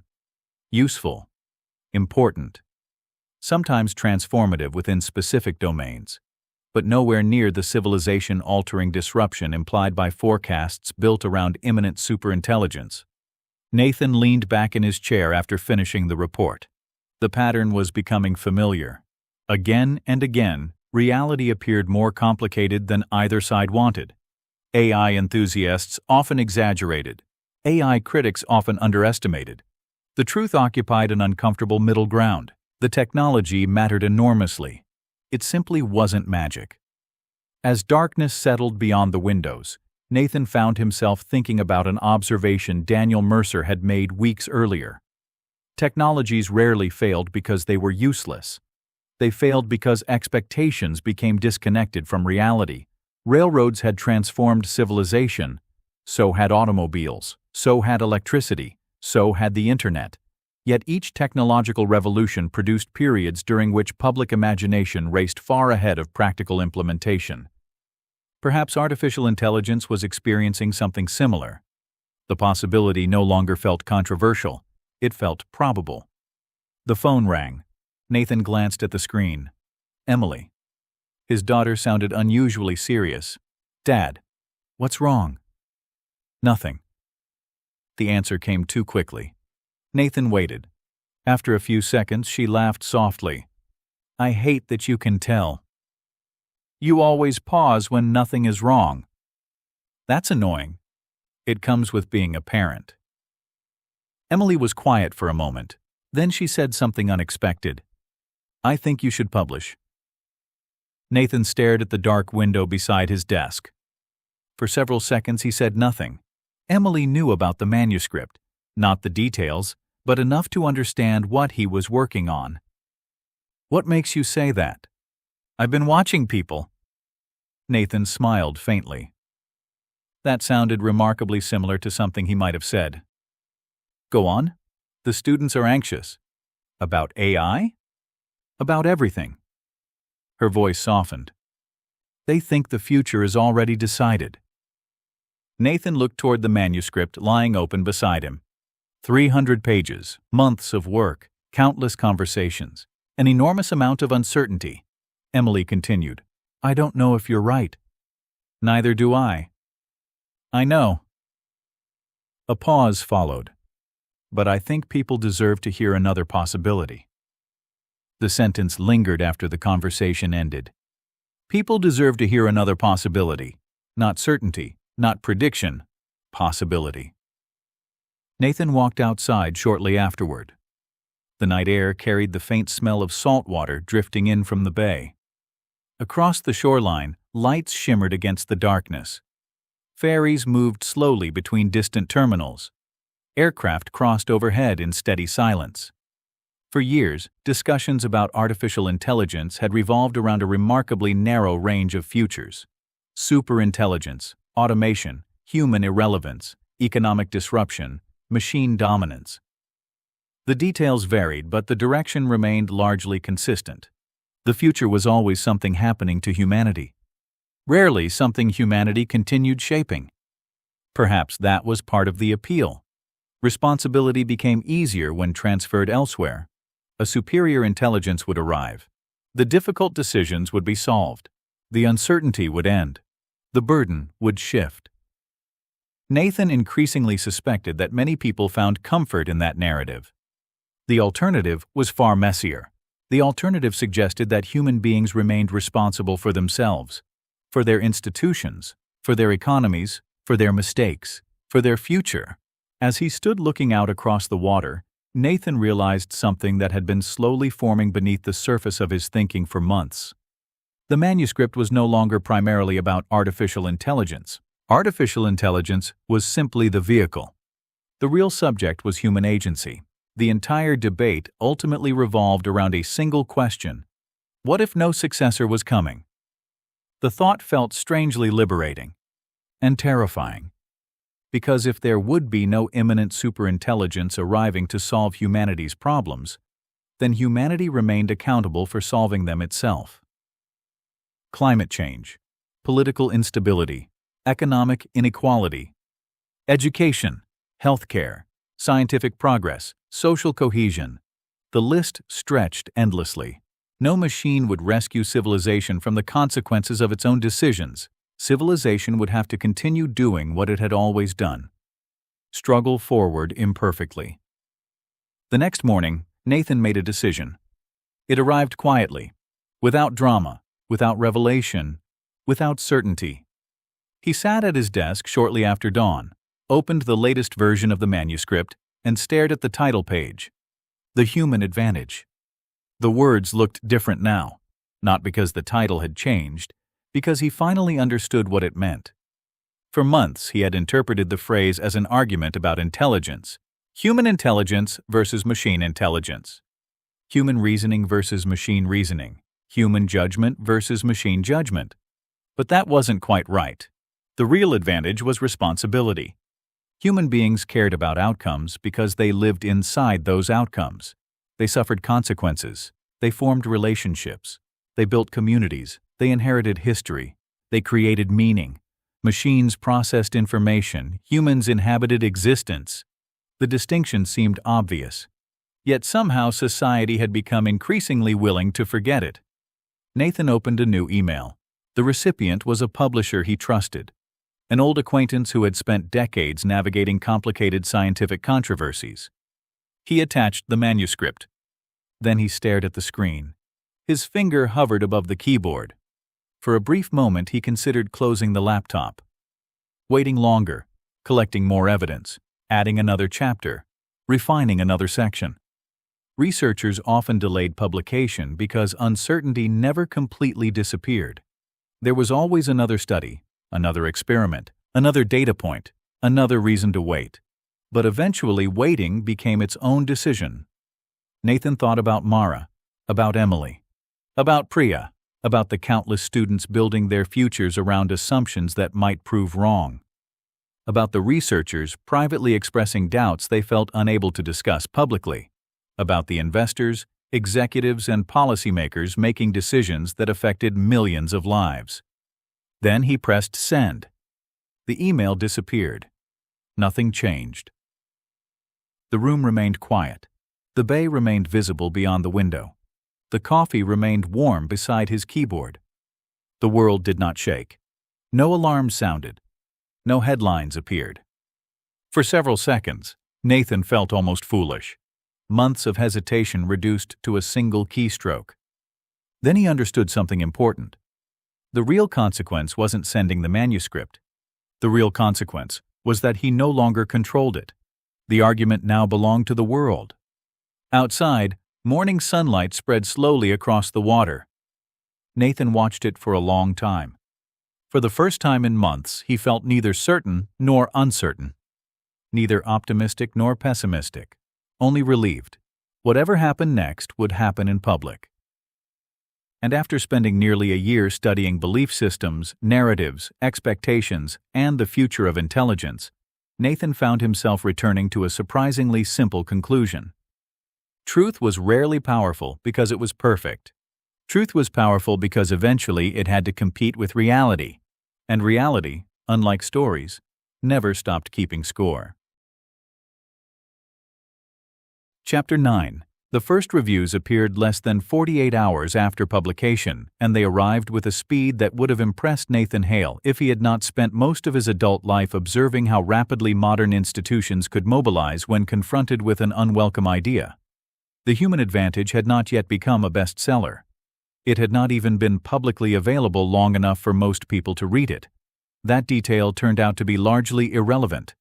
In the age of instantaneous commentary, reactions often arrived long before comprehension. By the end of the second day, articles, opinion pieces, podcasts, video essays, social media threads, investment newsletters, political commentaries, and corporate statements had begun forming around the manuscript like weather systems developing around a newly discovered island. Nathan watched much of it unfold from his study overlooking the bay. Though watching was perhaps the wrong word. Enduring felt more accurate. The manuscript's publication had triggered exactly the response he had feared, and exactly the response he had expected. Some commentators described the book as a courageous correction to an overheated narrative. Others dismissed it as the bitter reflections of an aging scientist unable to accept that younger generations had surpassed him. Several articles spent more time discussing Nathan himself than the evidence presented in the manuscript. His age, career, previous predictions, speaking engagements, professional relationships, investment holdings, personal history, and even photographs from old conferences became subjects of analysis. One particularly hostile article argued that the Human Advantage represented little more than an elaborate attempt to preserve human exceptionalism in the face of inevitable technological progress. Another claimed Nathan was secretly funded by industries threatened by automation. A third suggested he had become intellectually isolated after the death of his wife and was projecting personal grief onto technological forecasts. Nathan found that last accusation especially interesting, not because it was true, because it revealed something important about public discourse. The article devoted nearly 2,000 words to analyzing Nathan's psychology and fewer than 200 words to discussing the evidence. Reality had become secondary. Narrative came first. The irony would have been amusing if the stakes felt lower. 3 days after publication, Nathan received a call from Daniel Mercer. The investor sounded almost cheerful. "I assume you've stopped reading the commentary?" "I lasted 6 hours."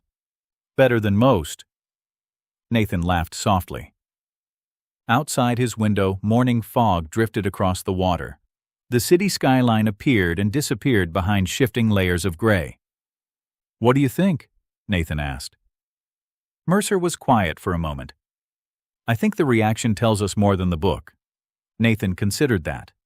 Explain. The people attacking you aren't actually attacking your conclusions. No. They're defending assumptions. The observation lingered, because it felt accurate. Over the previous several days, Nathan had noticed something similar. Very few critics challenged the underlying data directly. The reports, evaluations, cost curves, scaling limitations, and economic analyses remained largely uncontested. Instead, most criticism focused on interpretation. What did the data mean? What future did it imply? What conclusions should society draw? The disagreement increasingly resembled a conflict between competing worldviews. Mercer continued. For 20 years, civilization has been investing emotionally, financially, and politically in a particular future. Nathan looked toward the fog-covered bay. And now? Now you've suggested that future might not exist. The simplicity of the statement made it difficult to argue with. Because the human advantage never claimed artificial intelligence was useless. It never argued that machine cognition was impossible. It never predicted the collapse of the industry. The manuscript made a narrower and far more controversial claim, namely that the evidence supporting imminent superintelligence had become significantly weaker than public narratives suggested, and that humanity might be overestimating how quickly current technologies could evolve into genuinely autonomous minds. The distinction seemed obvious to Nathan. It appeared far less obvious to everyone else. After ending the call, he spent several hours reviewing messages from researchers around the world. The volume had become overwhelming. Some correspondence contained additional evidence supporting his conclusions. Some offered alternative interpretations. Many simply expressed relief that someone had finally articulated concerns they had privately held for years. One message in particular remained with him. The sender was a young researcher in Germany whom Nathan had never met. The note contained only a few sentences. I don't know whether you're right, but for the first time in years, it feels permissible to ask the question. Nathan read the message 3 times. Then he printed it and pinned it beside his desk. Because ultimately that had always been the point. Not certainty, permission. Permission to question assumptions. Permission to examine evidence. Permission to admit uncertainty. Science had once depended upon such permissions. Increasingly, public discourse did not. As the weeks passed, the debate intensified. Television panels discussed the manuscript nightly. Investment firms published lengthy analyses. Government agencies quietly commissioned internal reviews. University departments organized conferences examining the implications. Every major technology publication seemed determined to either celebrate or condemn the book. What surprised Nathan most was how little attention anyone paid to the central argument. The public conversation continuously drifted toward extremes. Either AI was about to become superintelligent, or AI was useless. Either the future remained unchanged, or civilization had been deceived. Nuance struggled to survive. Reality rarely offered satisfying headlines. One afternoon, while preparing notes for an upcoming interview, Nathan received an unexpected visitor. Leah Marcus. The request arrived through a mutual acquaintance. Private meeting, no media, no staff, no recordings. Nathan almost declined. Then curiosity prevailed. They met at a small restaurant overlooking the Pacific coast several days later. The location sat far enough from San Francisco to discourage accidental encounters, and close enough for a quiet afternoon drive. Ocean waves rolled steadily against rocky cliffs while seabirds drifted above the shoreline. The setting possessed the sort of timeless beauty that made technological controversies feel strangely temporary. Leah arrived wearing sunglasses and a baseball cap, which only made her more recognizable. Nathan smiled when he saw her. You've become bad at disguises. She removed the glasses. I've become recognizable. That too. For a while they talked about nothing important. Food, travel, mutual acquaintances, aging. The odd experience of watching younger generations rediscover ideas that had once seemed revolutionary. Eventually the conversation reached its inevitable destination. You've caused quite a mess. Nathan nodded. So I've been told. Leah studied him carefully. You look calmer than I expected. Nathan glanced toward the ocean. I spent months imagining the worst possible outcome. And, so far, reality remains less creative. That earned a genuine laugh. For a moment, they resembled old colleagues again, rather than participants in one of the industry's most public disagreements. Then Leah grew serious. I still think you're underestimating long-term potential. I might be. The answer surprised her. Nathan could tell. You might be? Of course. Leah leaned back. You've spent 300 pages arguing otherwise. No. Nathan shook his head. I spent 300 pages arguing against certainty. The distinction mattered, perhaps more than anything else. For years, technological forecasting had become increasingly confident. Timelines shortened, predictions sharpened, expectations solidified, possibilities transformed into assumptions. The human advantage challenged that confidence. Nothing more, nothing less. Leah remained quiet. Finally, she nodded. I think that's the part people keep missing. Nathan smiled. Which part? You're not saying machine intelligence won't happen. No. You're saying we don't know. Exactly. The ocean crashed against the cliffs below. Wind moved through nearby trees. For several moments, neither spoke. Then Leah surprised him. You know what frightens me? Nathan waited.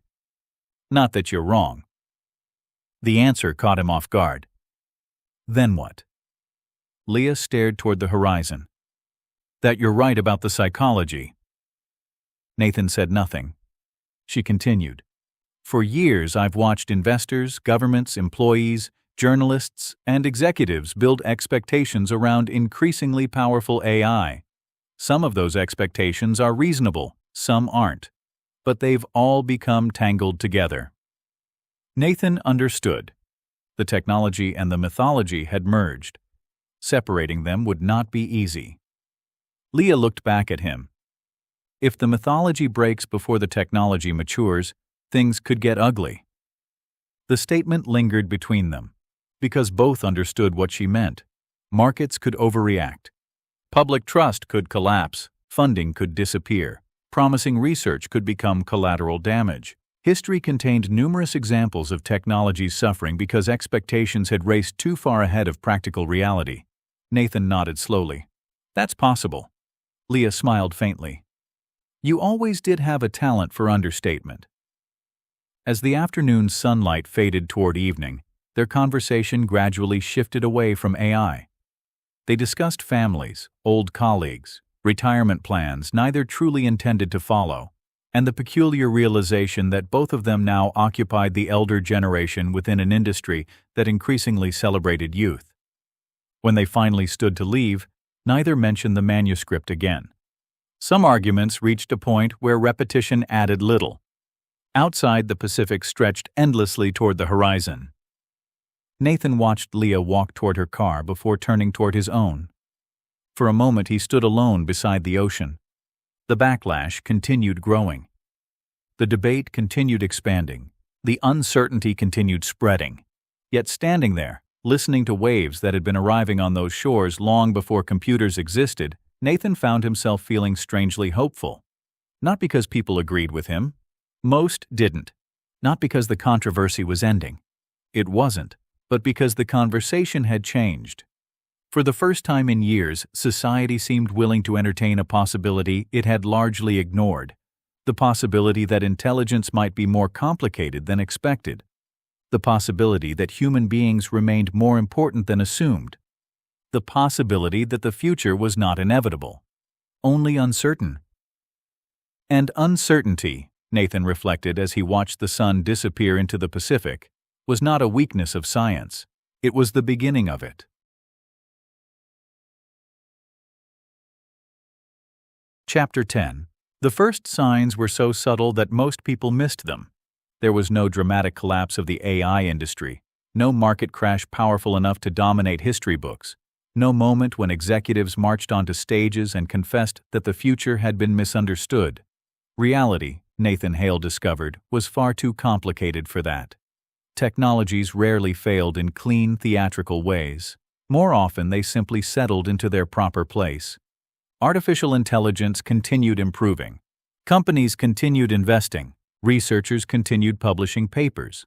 Governments continued funding projects. The machines continued becoming more useful.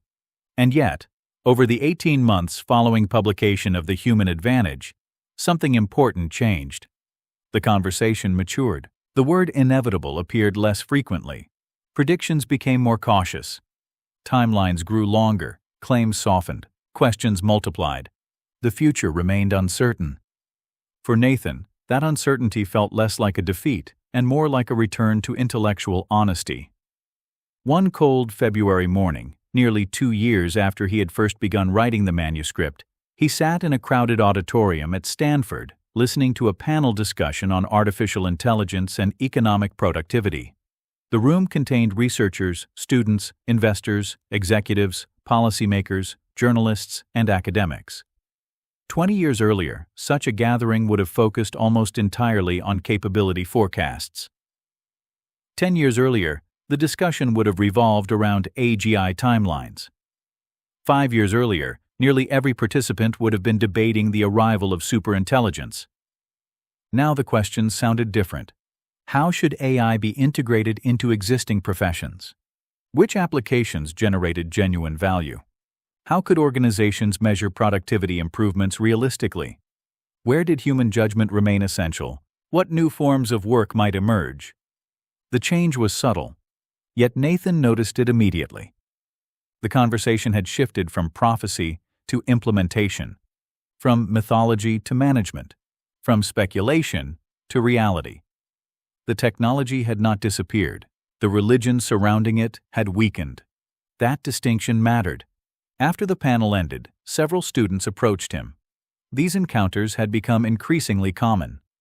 Some thanked him for writing the book. Others disagreed with its conclusions. Most wanted to discuss uncertainty. One young woman lingered after the others left. She introduced herself as a doctoral student studying machine learning. "I have a question." Nathan smiled. "That's usually a good sign." She laughed nervously. "When I started university, everyone told me AGI would arrive before I graduated." Nathan nodded. He had heard similar stories countless times. "It hasn't." "No." The student looked down briefly before continuing. "Do you think that's disappointing?" The question caught him off guard, not because it was difficult, because it was honest.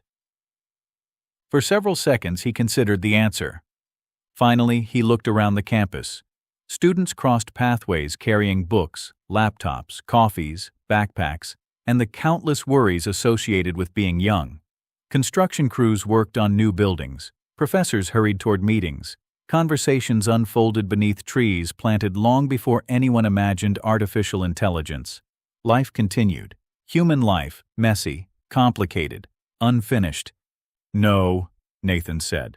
The student seemed surprised. "No." "No," he smiled. "I think reality turned out to be more interesting." She thought about that. Then she smiled too. Before leaving, she asked one final question. "What happens next?" Nathan watched her disappear into the crowd before answering, though perhaps he was answering himself. "I have absolutely no idea." And for the first time in many years, he found that answer comforting. The manuscript eventually became required reading in some universities and heavily criticized in others. Economists debated it. Technologists debated it. Historians debated it. A few people even read it carefully. Some predictions proved correct. Others didn't. Several companies discovered new approaches that generated meaningful capability improvements. Certain applications transformed industries more rapidly than expected. AI systems became indispensable tools across medicine, engineering, education, logistics, scientific research, and business operations. Yet the anticipated singularity never arrived. Not because intelligence was impossible, not because research failed, but because reality remained stubbornly resistant to simple narratives. The future unfolded as futures often did, gradually, unevenly, complicatedly. The machines became powerful, human beings remained necessary. Years later, commentators would refer to the period as the Great Adjustment. Not a collapse, not a revolution, an adjustment. Society slowly recalibrated its expectations. Investors learned to evaluate AI companies based on products rather than promises. Governments shifted from speculative planning toward practical deployment. Universities stopped preparing students for imminent obsolescence and began teaching them how to work alongside increasingly sophisticated systems. The technology remained important. The mythology faded. And somehow that made the technology more valuable, not less. Nathan retired from Ardent Systems shortly before his 65th birthday. The decision surprised nobody, except perhaps Nathan himself. For decades he had assumed he would continue working indefinitely. Research had never felt like a job. It felt like curiosity with funding. Yet retirement arrived naturally. He accepted an emeritus role, continued writing occasionally, mentored younger researchers, and spent increasing amounts of time near the water.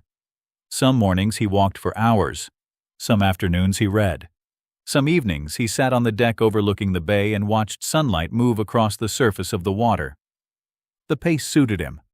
One spring afternoon, Emily visited with her family. After dinner, Nathan sat outside with his granddaughter while the others cleaned up inside. The child was 9 years old and intensely interested in everything, especially questions. She pointed toward the stars beginning to appear overhead. "Grandpa?" "Yes?" "Were you really famous?" Nathan laughed. "That's a dangerous question." "Mom says people used to argue about your book."